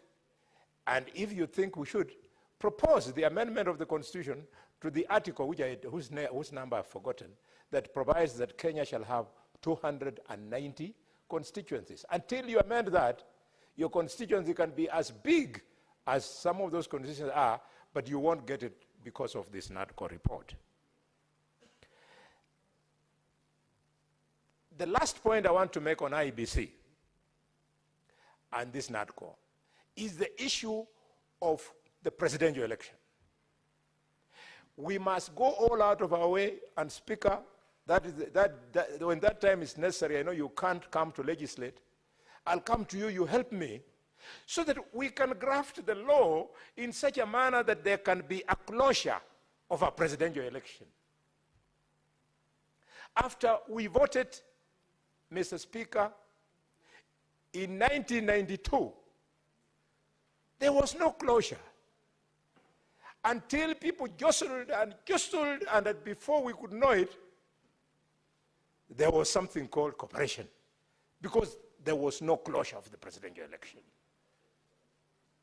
Mr. Speaker, in 2007, there was no closure of the presidential election. It went on until our country went bust, only coming to be calmed because of the so-called Nusumukate. Mr. Speaker, there must be a closure of a presidential election.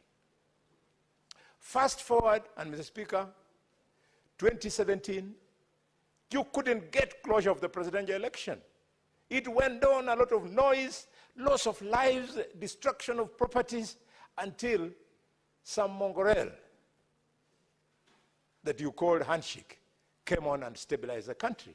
You can see the same nonsense is what we are going through now. Instead of closing the election, we are still talking about the presidential election. Up to until now, we are talking about something called broad-based government. For those of us who have committed our lives to the respect of the Constitution and the rule of law, I am unable to see a single article in the Constitution that is called broad-based. We must learn how to bring presidential elections to a closure. Mr. Speaker, I would like to speak to special funds. I don't know whether it is the mover who forgot, but you have spoken to special funds and spoken about only two. Now the affirmative action by the woman MP. We don't see it. The only thing we hear is that the millions, 140 million shillings plus per year, is used for buying parts. Are parts that expensive? If they were that expensive, really, that the millions of shillings are swallowed by the expenditure of parts, I think you guys call it in good English, sanitary tiles. My daughter is seated there at the desk, at the clerks at the desk, the ones who normally teaches me good English. It can't, it's a lie. So we need to audit these people. I saw Gladys Wanga when she was woman MP. She put up markets. But others go around in Kakamega telling people, I have bought umbrellas. An umbrella, really, of 150 shillings? And that is what you have to show for your affirmative action. Mr. Speaker, we can do better. The final point that I like to make in my submission, as I second this, is on constitutional amendments. Senator Mugeni, you must help us. We don't want another BBI2 in the name of NADCO. If we are amending the Constitution, let us ban the midnight oil. We do things the proper way. What is supposed to go for a referendum, let the people decide. If there is a clause, Senator Mugeni, I came to learn during the fight against BBI that you have certain aspects of the Constitution which you cannot amend. The lawyers taught me at that time that you call them the essential clauses. We want this debate to start now so that we don't waste time in courts fighting NADCO in the name of BBI 2. Up to now, when we shall come to vote, I am one of the people who will vote against expansion of the executive. I do not understand the benefit of an expanded executive. Take, for example, the chapatis that the governor of Nairobi was talking about yesterday. You can see the benefits. The primary school children from Mukuru Kwanjenga, from Kawangware, they benefit from those chapatis. We want decisions that translate into returns on investment. So what if we have a prime minister with 2 deputies and a president with a deputy? How is it going to improve the lives of the people? Other than just stroking the ego of the big men of Kenya and big women to share positions of power. The office I would certainly support is the leader of the opposition. Under this new constitution, because of the provision of majority and minority, the leader of opposition makes a lot of sense. That I would support. Mr. Speaker, with all those remarks, I strongly second the motion for adoption of the report of the National Dialogue Committee. Thank you, Mr. Speaker. Now, honorable senators, I'll proceed to propose the question that the Senate adopt the joint report of the National Assembly Departmental Committee on Justice and Legal Affairs and the Senate Standing Committee on Justice, Legal Affairs and Human Rights on its consideration of the report of the National Dialogue Committee, NADCO, and the report of the multi-sectoral working group on the realization of the 2 gender principle laid on the table of the Senate on Thursday, 13th of February 2025. Now, the floor is open to debate, but before I call upon senators wishing to make their comments, allow me to communicate this information. I'd like to acknowledge the presence in the Speaker's Gallery this afternoon of visiting students leaders from Mount Kenya University. The delegation comprises 4 students who are in the Senate for a 1-day academic exposition on the invitation of the Senator for Bomet County, Senator Wakili Hilary Sigei, CBS MP. Honorable Senators, I request each member of the delegation to stand when called out so that you may be acknowledged in the Senate tradition. Mr. Evans Kiprono Korir, the President.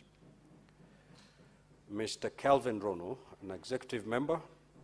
Ms. Ivy Cheborey, Executive Member, and Ms. Ivan Peter, Executive Member.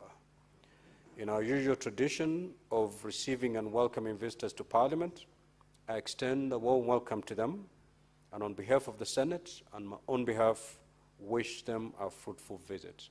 I will call upon the Senator for Bomet and the 1 minute to extend a word of welcome to the 4 students leaders.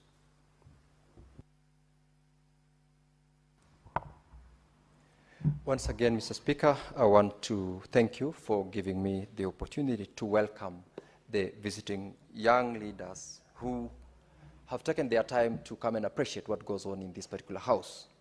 I want to encourage them that as they assume their various offices of leadership in the university, they take cue with what they have seen, what they have witnessed in this particular house as regards the kind of leadership that they should exhibit as they lead the students from the institution they come from.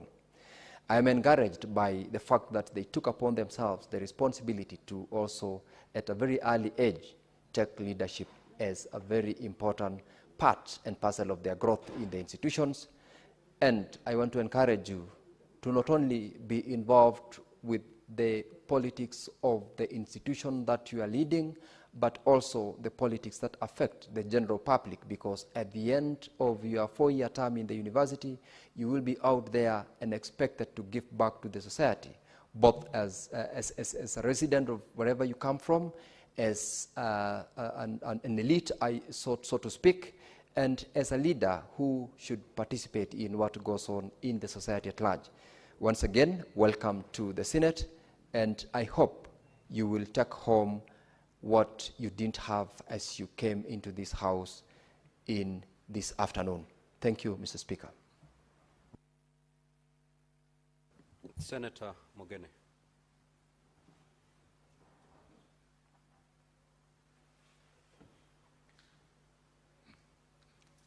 Yes, thank you, Mr. Speaker, sir, for giving me the opportunity to also make a contribution to this motion that supports the full implementation of the NADICO report. And while contributing, Mr. Speaker, I once again want to thank my colleagues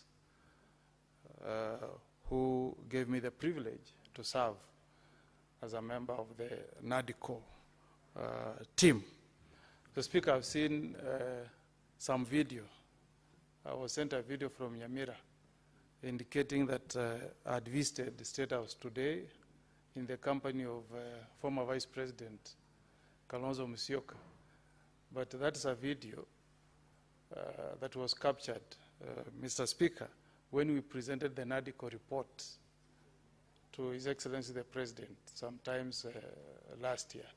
So I want to assure the people of Nyamira that I was not privileged to visit the State House today in the company of Kalonzo Musyoka, but I was indeed in State House when we presented the NADICO report to His Excellency the President.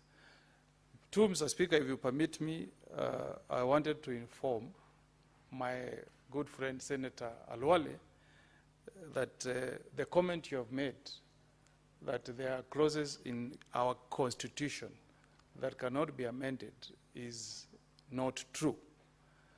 The principle of, I think they call it the basic structure principle in the Constitution.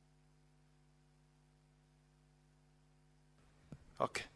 Is a principle that was developed in 1973 by the Supreme Court of India, when the Supreme Court made a finding to the effect that in view of the provisions of Article 368 of the Indian Constitution, there are clauses in the Indian Constitution that cannot be amended by Parliament because they form the basic structure of the democracy of the great democracy the Great Republic of India, including you cannot bring an amendment to interfere with the concept of rule of law, or you cannot bring an amendment to the Indian Constitution that will water down this principle of separation of powers, or you cannot bring an amendment as Parliament in India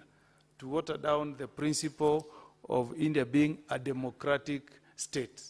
But in the case of our country, Kenya, when this matter went to the Supreme Court, and an argument was made that there are articles in the Constitution that are protected, that cannot be touched, that cannot be amended, that can fit into that principle of basic structure in our Constitution, the Supreme Court of Kenya overruled that argument and stated that we don't have an article in our Constitution that is mirrored in the line of the words of Article 368 of the Indian Constitution.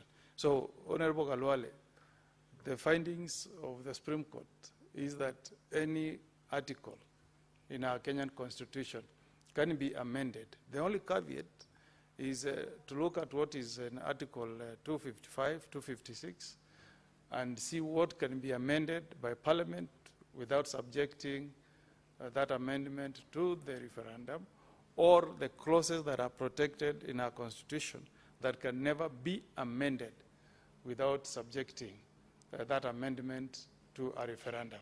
So those clauses are protected and they cannot have any effect of law unless they go through the referendum.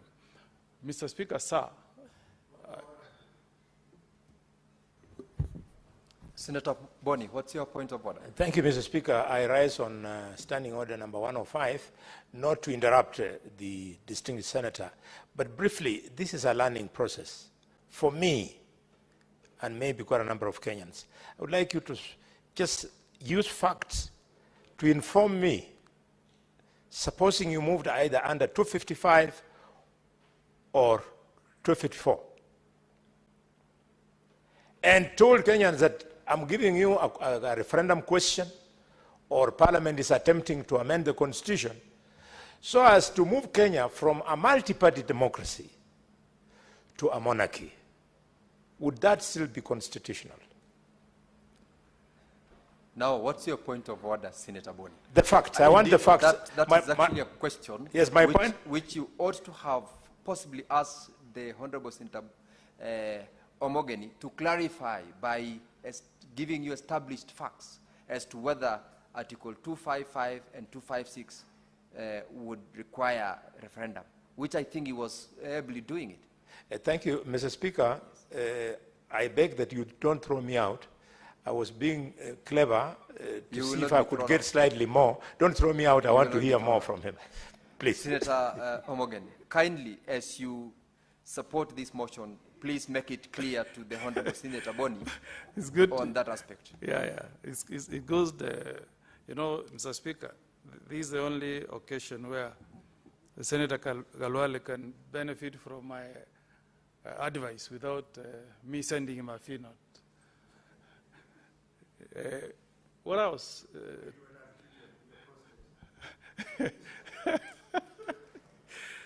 Now, first, you know, there are two ways that amendments can be made on our 2010 Constitution. If you move any amendment that touches on the protected clauses in Article 255, then you must have a referendum for the people of Kenya to affirm or reject that amendment. Mr. Speaker, if you permit me, I can read. A proposed amendment to this Constitution shall be enacted in accordance with Article 256 or 257 and approved in accordance with Clause 2 by a referendum, okay, if the amendment relates to any of the following matters. 1, the supremacy of this Constitution.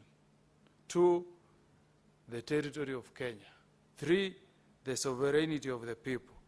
D, the national values and principles of governance referred to in Article 10, sub-Article 2A to D. 5, the Bill of Rights.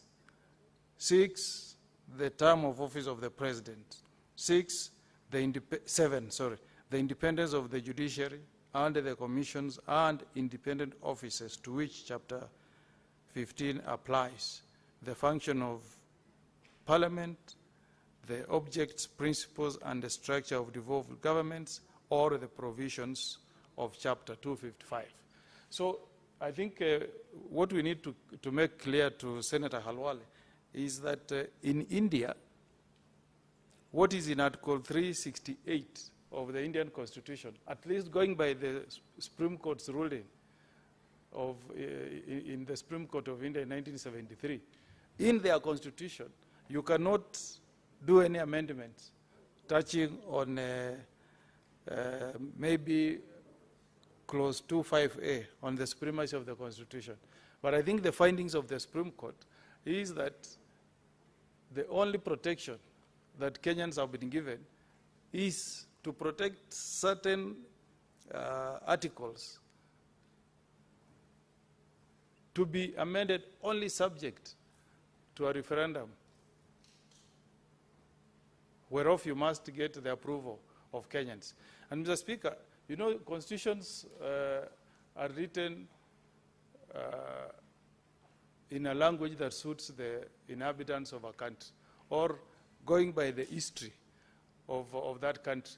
Mr. Speaker, if you go to Australia, in the entire constitution of Australia, you cannot amend any clause of their constitution without subjecting that particular amendment to a referendum.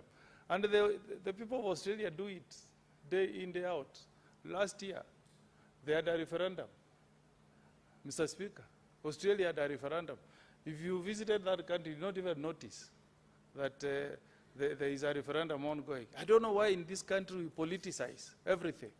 Like when people hear that in NADCO, there are amendments, proposed amendments that will require a referendum, people think about politics. So this side will be defeated by the other one.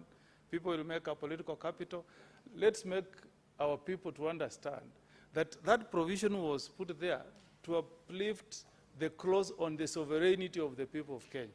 What we were simply saying is that because we have stated in this constitution that our people, the people of Kenya, are sovereign, then to amend certain articles in this constitution, you must get the approval of the sovereign.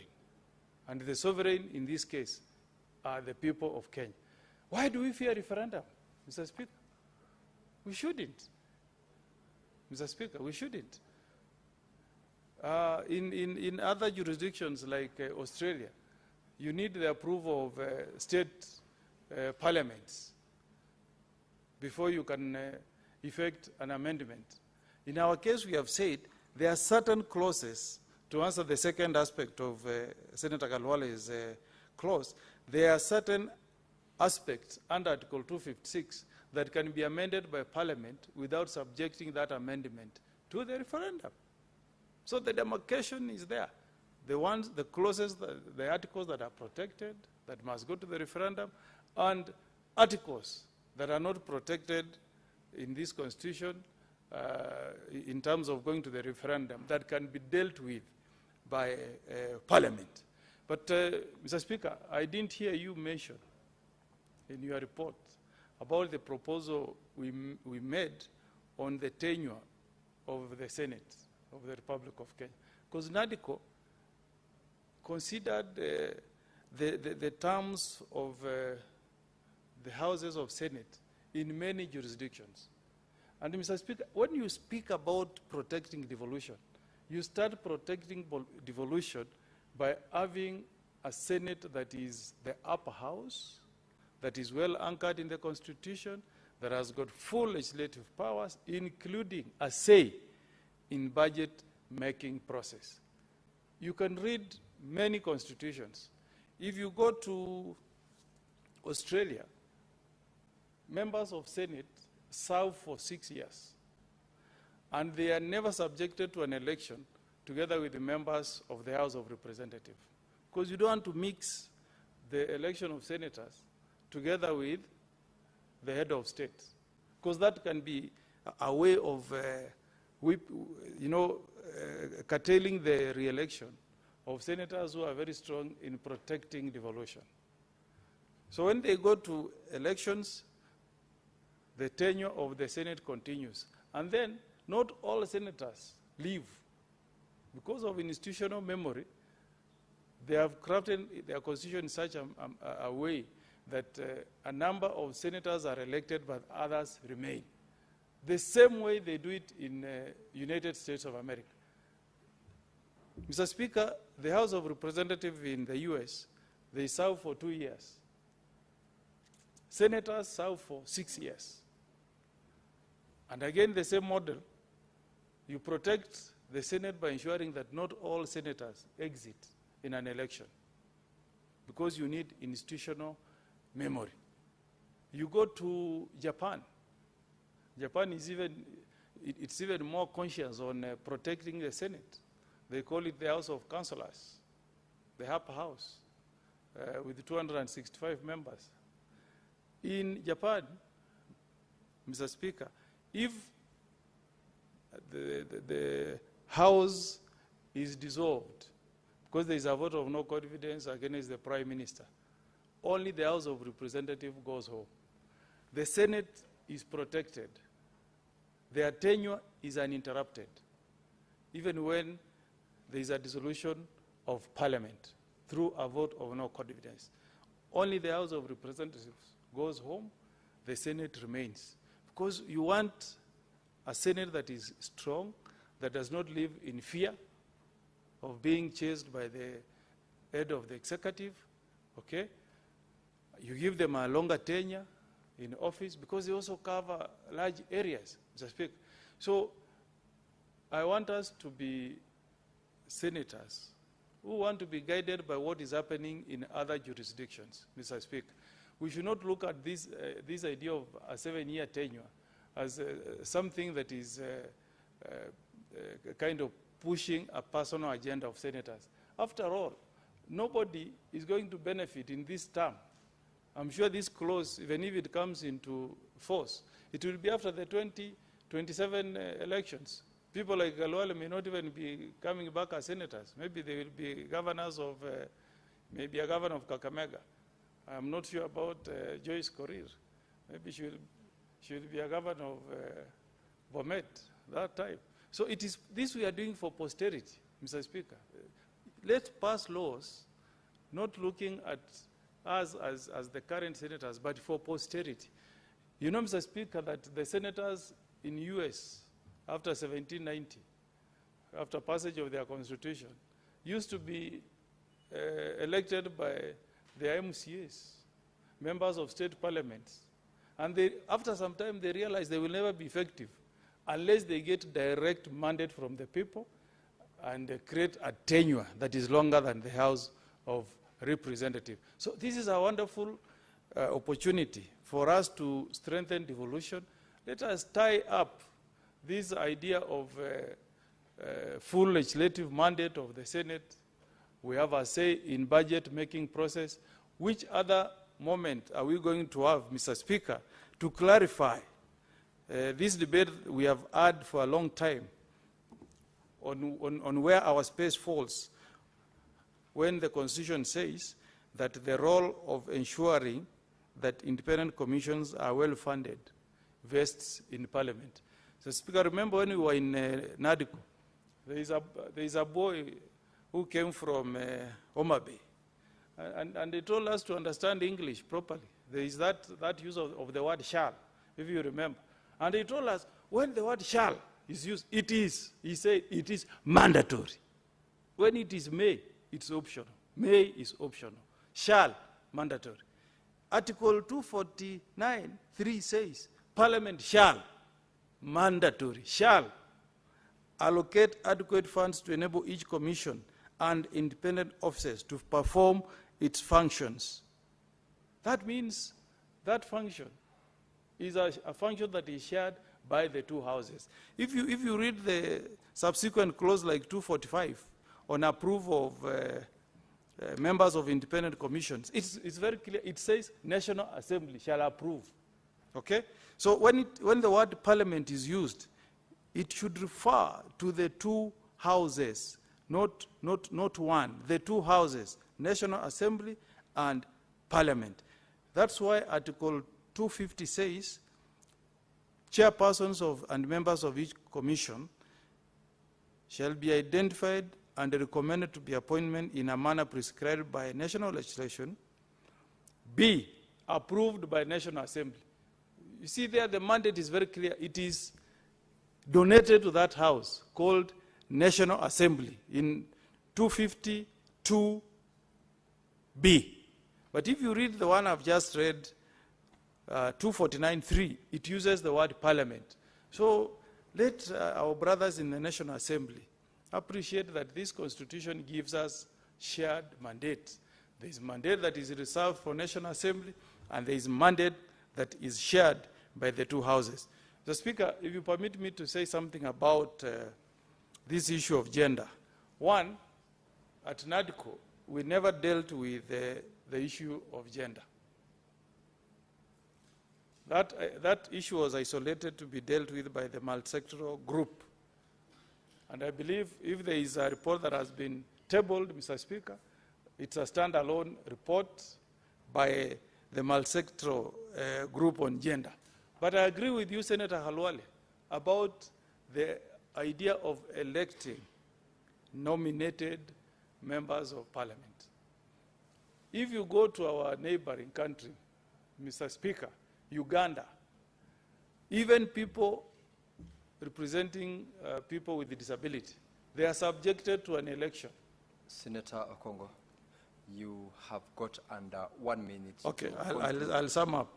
But since you are a member of NADCO, I exercise the discretion of the chair to allow you an additional 3 minutes. Thank you. So thank that you. you conclude on your thoughts. Thank you, Mr. Speaker. Thank you. Mr. Speaker, to back the point that Senator Galwale was making on the issue of nominated members of parliament, in Uganda, even youths, people who represent youths, they are subjected to an election.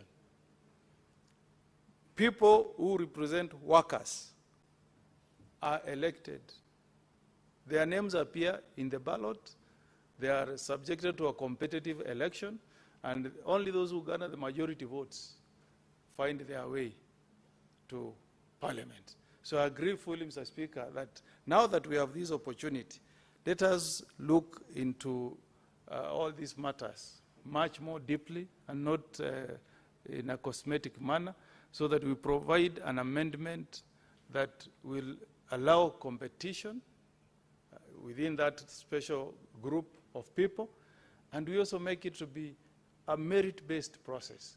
Let the ones who attract the highest number of votes be the ones getting elected. We can think around how we distribute the seats, how we put their names in the ballot, but I agree fully that there should be an election. Finally, if we're introducing these funds to the Constitution, Mr. Speaker, there is even a need for us to be more careful, because we must also look at issues of one being conflicted.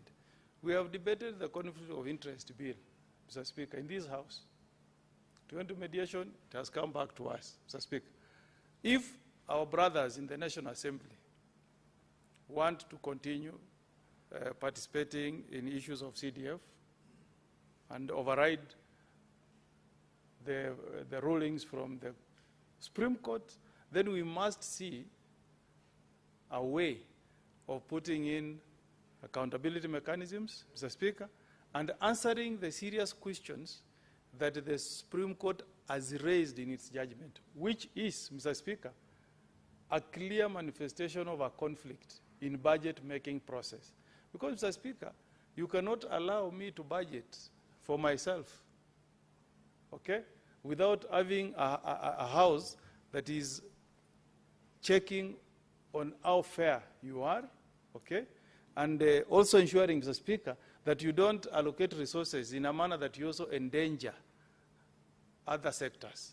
So if we create the CDF, let it be very clear in the Constitution that the Senate will have a say on the budget-making process, so that we can also question the criteria used to share money in the constituencies.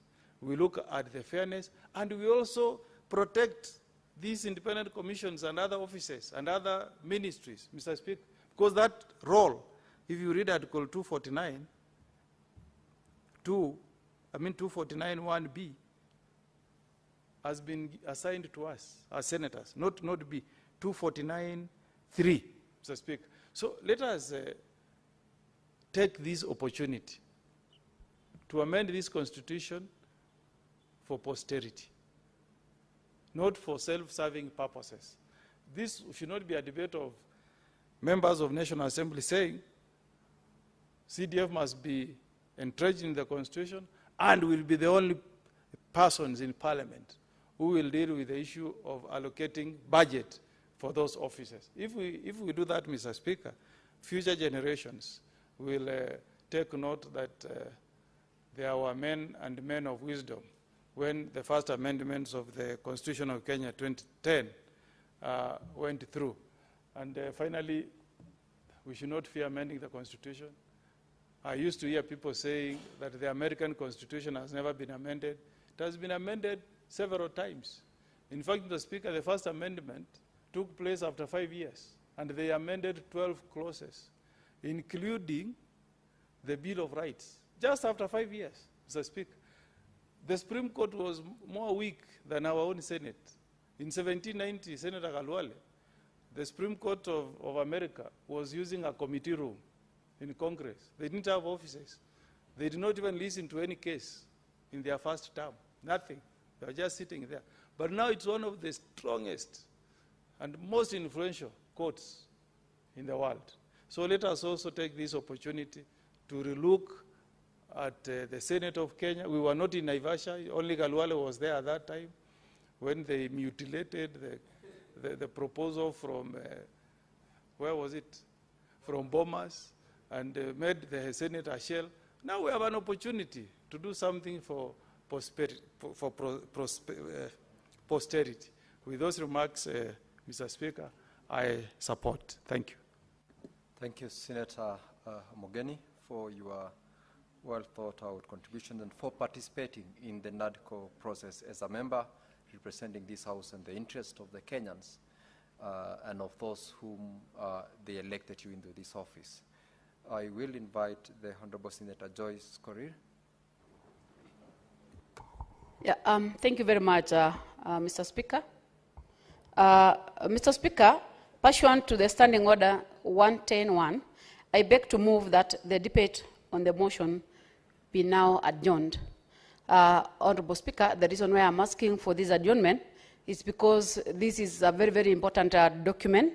This is a very important report that is touching the lives of Kenyans. It's a report that is speaking to a number of issues, matters the restructuring of the IPC.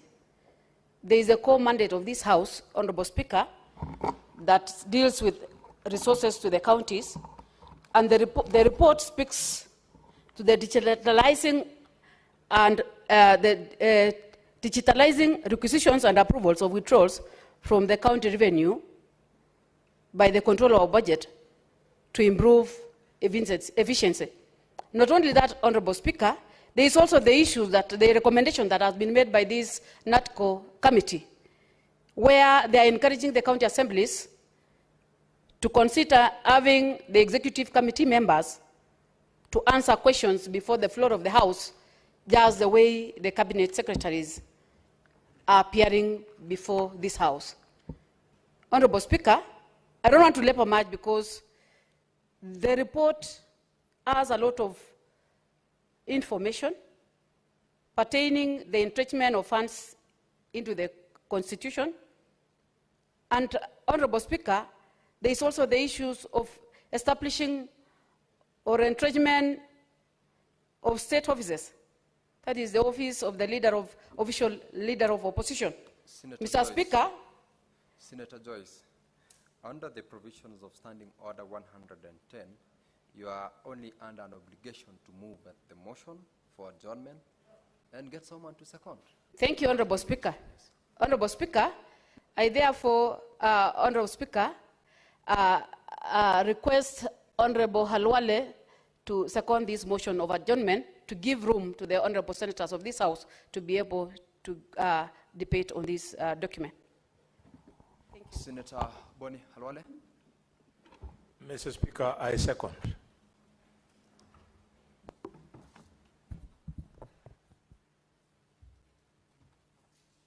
Honorable Senators, I now put a question that the debate on this motion be now adjourned pursuant to the provisions of Standing Order 110. Will as many as of that opinion say aye? Will as many as of a contrary opinion say nay? The ayes have it. The motion is therefore adjourned to the next sitting of this House, or subject to the administrative procedures of the House. Honorable members.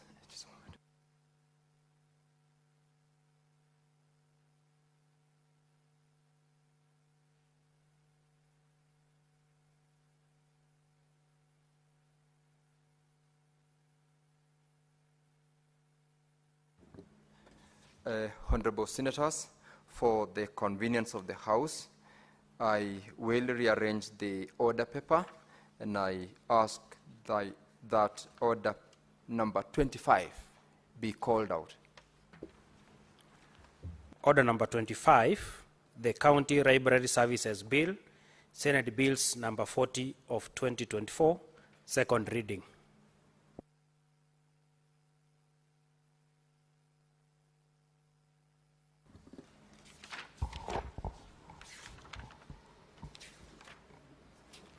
Senator Joyce, please proceed to move. Thank you very much, Honorable Speaker, for giving me this chance.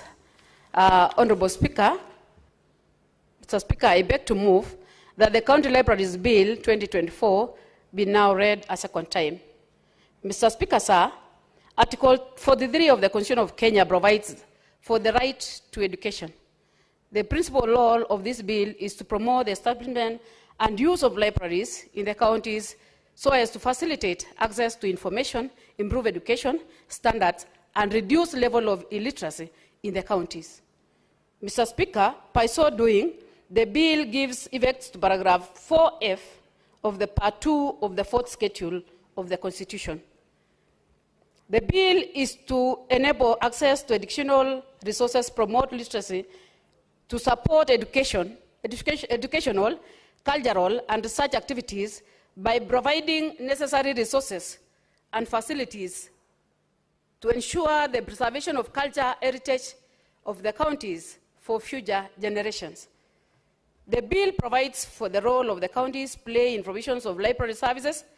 These include, but not limited to, mobilizing resources necessary for the delivery of library services, approving and integrating the county library's annual work plan into the annual county budget, allocate adequate funds and resources necessary for the effective development of libraries, collaborate with entities of the development of capacity building and training programs for librarians in the county, and provide for the necessary resources for the capacity building of the county library staff in the respective county. Honorable Speaker, the bill also establishes a county library service development committee consisting of 5 members. The role of the committee is exposed by the Section 7 of the bill. The bill arrives at the opportune moment to help the counties improve literacy rate. Many libraries have remained in a similar state for about 20 years. Their infrastructure is outdated, and the resources they offer are no longer adequate to meet the evolving educational demands of the modern world. With the rapid advancement in technology, information, access, and transformed, yet many libraries have not kept pace with these changes. Lack of updated facilities, digital resources, and modern technologies limits the ability to support the current teaching methods, research needs, and the expectations of today's learners. To stay relevant and effectively serve students and community, libraries must invest in modernization and expand their offerings. Mr. Speaker, as we transition into this competence-based curriculum, that is the CPC, enhancing library services within the county will be vital in providing learners with access to essential educational resources. By providing these services, students from the families that may struggle to afford school materials will still have the opportunity to access the textbooks, learning aids, and other important resources available in the library. This initiative will support the full implementation of the CPC, ensuring that every child, regardless of the financial background, has equal opportunity to succeed academically. Moreover, strengthening library services promotes inclusivity, offering a vital support system for the education of all students, helping to bridge the gaps in the learning resources. Mr. Speaker, case in point, Bomet County, there is only one government library in Silipwet run by the Kenya National Library Services. The library is yet to be equipped with sufficient and up-to-date materials that will support the current curriculum, competent-based curriculum. This is highly likely to case in the case in majority of the counties across the nation. The intention of this bill is to elevate the library's facilities and services to match up with the needs of the students of today. Case in point, Maktaba Kuu, located in Upper Hill, Nairobi County. It is especially crucial for children in rural areas where access to educational resources is limited. Additionally, the bill supports implementation of Article 53(1)(a), which guarantees every child to the right to free and compulsory basic education. Enacting the bill into law will also significantly contribute to fostering a reading culture across the country. Honorable Speaker,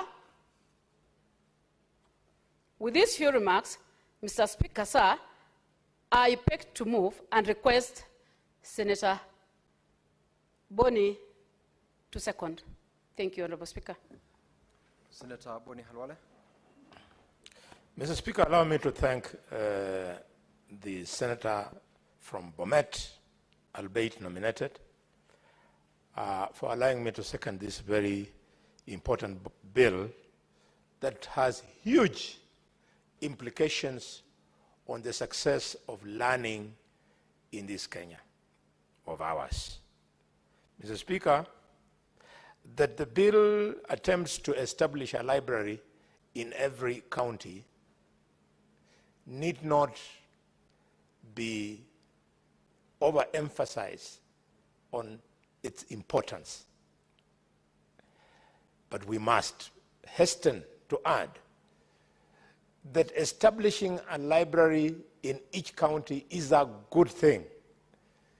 But with the will of time, it must yield to a better thing, i.e., taking those libraries down from the county's headquarters to the sub-county headquarters, to the village ward at headquarters, and eventually in every primary school. Mr. Speaker, I say this with a lot of respect. Take the examples of Kakamega and County and Turkana County. If the library headquarters is in Lodwar, it serves no benefit to the children in Kibish in the north of Turkana County. Similarly, if the county is at the headquarters in Kakamega County, in Kakamega Town, it serves no benefit to the children at Moise Beach Primary School in Kakamega. Why? Because from Kakamega to Moise Bridge is 120 kilometers. So how will a child be able to come all the way just so as to borrow a book or read a book, Mr. Speaker?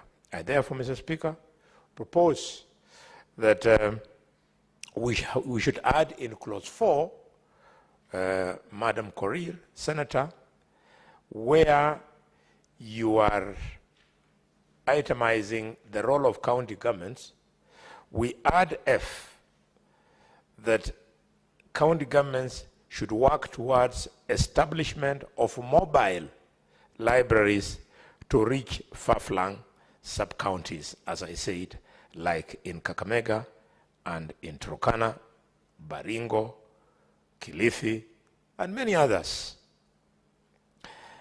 Mr. Speaker, sir, having said that, it is the only clause that I spot in this bill that I would want to add value by way of further amendment. But before I conclude my contribution, allow me, Mr. Speaker, to look at the object of the Act. Specifically, Mr. Speaker, where it is supposed to promote literacy in counties. Mr. Speaker, I was one of the people, especially when I was still a very young parent, very protective. I could see my wife with my support. She used to say, no, Sonny, Zinzi, you're not going to have too much TV. Those are my older children. And I truly regret that I did those things to them. I have since come to learn, Mr. Speaker, that access to a TV is very educative. I don't know, Mr. Speaker, whether my colleagues have ever spent time with your children, the older ones and the younger ones. You will find that on average, in a family of 2 children, the firstborn commands the capacity to speak over a longer period compared to the younger child. The reason being, I have come to learn, that the younger child finds a ready teacher in the elder brother, elder sister, from whom they learn all the time. When I reflected on this and I applied on the TV, I found that the TV actually is a very good substitute for an elder sibling. Look at the issue of cartoons. You as an adult, because you have no interest in a cartoon, you fail to realize how educative a cartoon series is. The children will sit following those cartoons. If one is called Tom and the other one is called Jerry, the children will tell each other, me, I'm Tom, you are Jerry. So when Tom speaks, Jerry answers, and the child starts learning how to speak. In fact, my children, I never teach them English. They speak English, and their teacher is the cartoons that play on the screen. So, Mr. Speaker, to hell with those parents who think that TV can deny a child progression to better comprehension of the learning process. Finally, on that issue, Mr. Speaker, you'll remember that yesterday we were debating the important bill on national heritage and museums. Supposing this bill goes through, as I saw the expanded interest yesterday, it will sit very well with this bill, because this bill, in its objects, it says it is supposed to support education and culture. Culture was the backbone of the bill of yesterday, and therefore, this particular bill augments the legislative process that is contained in establishment of museum. Look at it this way, Mr. Speaker, sir. If you got permit and you have a museum, you spend a lot of money putting up the museum.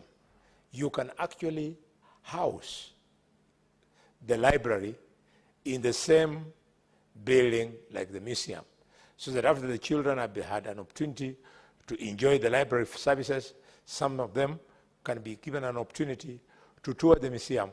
It is further expansion of the learning process. With those many remarks, Mr. Speaker, I second the bill, and yes, I second the bill that I second the mover for the bill. Thank you. Senator Boni, you must have been trying to look at the title of the bill, County Library Services Bill. And now, Honorable Senators, I propose the question that the County Library Services Bill, Senate Bills number 40 of 2024, be now read a second time.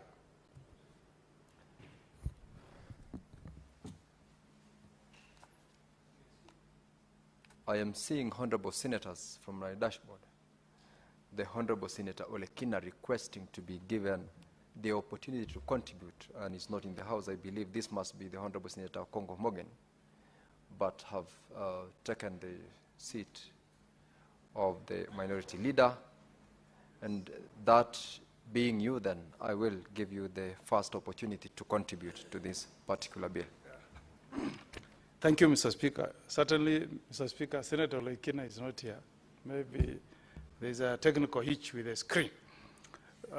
I first want to begin by thanking Senator Joyce Chepkoech Korir, the sponsor of the County Library Services Bill 2024. And from the onset, say it's a good initiative that calls for the support of all of us. Mr. Speaker, I recall that in the 80s, because we were not so privileged to buy all the books that we needed in our studies. We used to benefit from libraries. Not all schools had libraries, but some of us were lucky to have gone to schools that had libraries, and we benefited immensely from those facilities. But I know there are also a few towns that had libraries. I was privileged to go to Mombasa in my last term in high school before I did my exams. And in Mombasa, I benefited immensely from the library in Mombasa, because you could get books that ordinarily one was not able to purchase, because it was not possible to have all the textbooks. The good textbooks in school were actually shared among many students. I don't know, Mr. Speaker, whether you are subjected to the pain that we went through while studying law at University of Nairobi Parklands campus. There are some units that only had 2 textbooks in the library. So to access it, you come very early and wait at the door. When the librarian opens, you rush the first one, you grab it, and ensure that you spend the next 2-3 hours on that one book, because there are only 2 copies. So Senator Korir, this is a good initiative, but I hope we can also tailor it with what is happening in technology, because many people are also running away from being analog. The younger generation, the Gen Zs, are now more concerned with digital information. People in our offices, at times you ask them to get something for you, they immediately go to the phone and get the information there. So, Speaker, you know this thing they call chat GBT. It has all information. If you want any information, you go to chat GBT, you will get it there. Everything is there. So let's also try to incorporate digitization, technology in this bill, so that maybe we expand our cable network to our counties, and from counties it goes to sub-counties, so that, Mr. Speaker, people in Wasamaro Ward, in West Mogran constituency in Nyamira, can be connected to internet, and their kids can do research from the phones. Senator Korir, nowadays, some kids will actually be more passionate to get a phone, maybe more than spending time to travel all the way to Kisii to get a library, because they know that they can get all the information they need in the internet. And of course, the era we are going to, AI, artificial intelligence, will play a big role. Okay? So it's also good to see how we can address the issue of electronic libraries in our counties. Luckily, Mr. Speaker, I've seen that in this bill, in Section 7, the sponsor has proposed that we should develop, equip, manage, and maintain libraries, including electronic libraries in our counties. I will lay a lot of emphasis on this one, if we need to connect with the Gen Zs. That will really resonate with the Gen Zs. Second, Mr. Speaker, sir, I've had a problem in my counties with this idea of setting boards. So many boards, and the moment you set up a board, Mr. Speaker, ordinarily there will be a budgetary requirement, okay? And look at the resources we send to our counties. We are already strained from the very meager resources that we send to our counties. So I don't know whether there is any meaningful purpose being served, Mr. Speaker, in creating the board that is in Section 2. And then, Mr. Speaker, remember, we are just giving opportunities to our governors to select their friends or their supporters to serve in this board. Because if you read Section 5, it says that the board shall consist of the CEC member responsible for libraries, 2 persons who shall be distinguished academicians appointed by the county governor. Okay? Senator Korir, you are proposing that 2 other persons who have demonstrated knowledge in library, again appointed by county governor. I mean, Mr. Speaker, why should we allow governor to take the bragging rights of appointing all these board members? We have the County Public Service Board. Or if you want these appointments to be political, then we should have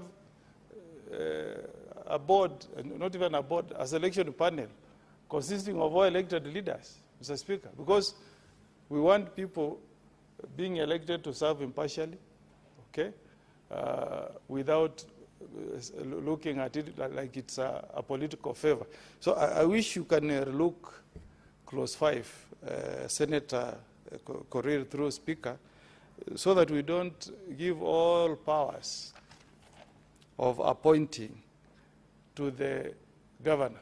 Think about County Public Service Board through a competitive process where applicants are invited, or you create a selection panel like the one of IBC that steps in, does the appointment, and goes. And you can be innovative. We can have the women rep selecting 1 person to sit in the selection panel of the board. You can have the office of senator sending 1 person to sit in the selection panel. The governor sends 1, and then the chair can be the chair of the County Public Service Board, so that we have a process that is fair, it's distributive, that accommodates all the leaders within the county. Then, Madam Speaker, I'm excited with what is in Section 3D, that we need to preserve our cultural heritage. I've tried to look for books that we read when I was in class 1, class 2, class 3. They are nowhere. I tried to interest my children to get Kisi books to read. They are nowhere.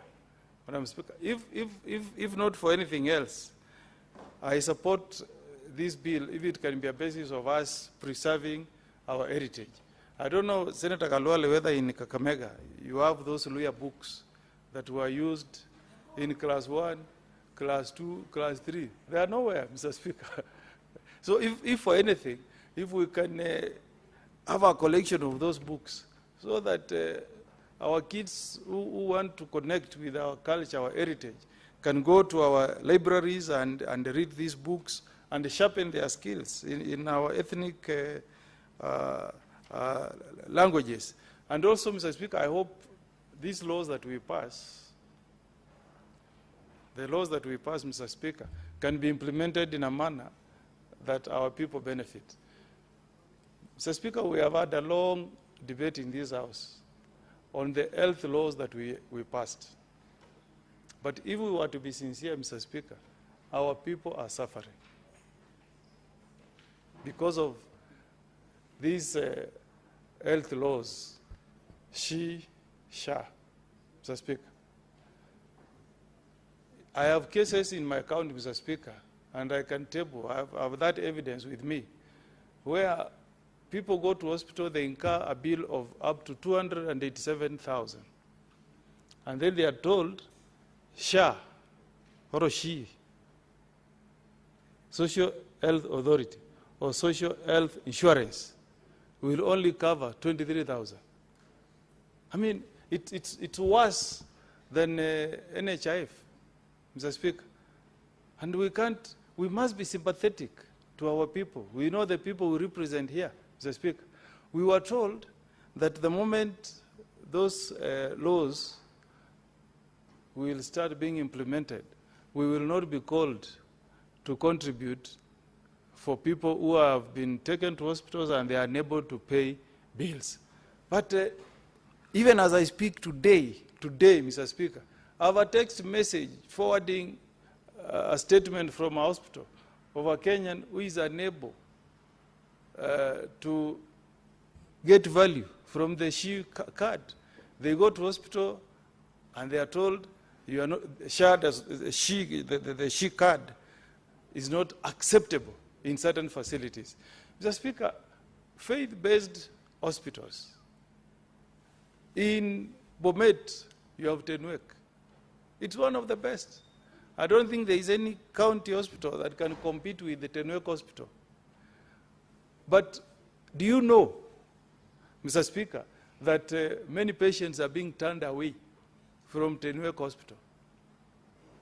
Mr. Speaker, do you know that the only allocation you have for this shift card in a hospital, if you land in ICU, is 4,000 shillings. And there is no hospital that will charge you 4,000 for an ICU bed. It's more. It's about 16,000. So we must do something. If it's not working, let us repeal the law. We do something that is beneficial to our people, Mr. Speaker. So let's be very careful as we pass this bill. We ensure that we are not putting our people into a trap. We cannot, if we continue this way, we'll be sending a signal to Kenyans that this law was passed to allow the government to harvest souls of Kenyans. Because if Kenyans are being chased from hospitals, if the SHI card is not being accepted in hospital, then why did we pass the law? Did we pass it so that as many Kenyans as possible can die? I mean, we have to be sincere, Mr. Speaker. We are the people's representative in this house, Mr. Speaker. Nobody can speak for all the residents of the county of Bomet, or the county of Laikipia, or the county of Kakamega, or the county of Nyamira, Mr. Speaker. And since these things have been brought to our attention, Mr. Speaker, we must address them, Mr. Speaker. So I'm sorry to digress a bit, but I support the Senator Korir on this bill, but I also want to say something. Maybe you can consider what is in Section 9, subsection 2. I'm not seeing clarity there, Mr. Speaker. The section says that before the removal of a member under subsection 1F, the county governor shall request the committee to give a statement. Mr. Speaker, instead of saying that the committee will give a statement, I think what we should say is, before removing a member, there should be a fair hearing process of their removal, so that they are given notice of intention to remove them, they are given a fair hearing, and then a decision is made. But let's not have that statement that is fairly ambiguous, that says that the governor will just request for a statement. What kind of statement? He should actually ask for minutes confirming that due process has been invoked, that these people were given a fair hearing before they were removed from office. Other than that, Mr. Speaker, I think this is a good bill, very progressive, beneficial to our children, as long as we incorporate issues of making it more digital and not analog. Because we are making this bill, we have proposed this bill to be enacted into law to benefit our Gen Z, who are more digital than analog. With those many remarks, Mr. Speaker, I support. Thank you, Senator Mogeni. The chair had to restrain himself when you digressed, especially you being a seasoned member of this House, with regard to the relevance of your contributions pursuant to the provisions of Standing Order 120. But nonetheless, you noted, and in future, you used to. It's all right, it's okay. The chair is yet to allow you to speak. Secondly, I wanted to inform you that being an alumni of the University of Nairobi, I equally experienced the experience that you had with regards to the availability of research books, and those are the very critical books to specific areas of interest where we had to queue for us to be able to get an opportunity to speak, to read and research on those particular books.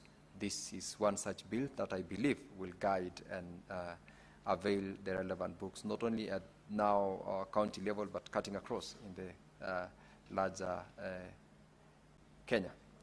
Now, I will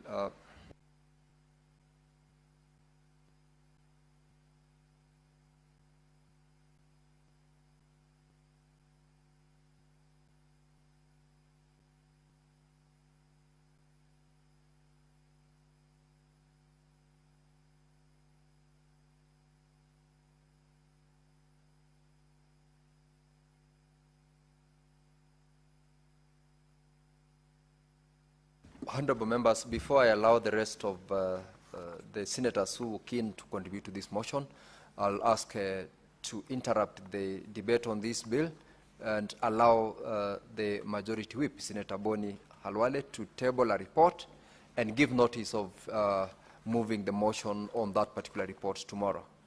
Senator Boni Halwale, you proceed to table your report.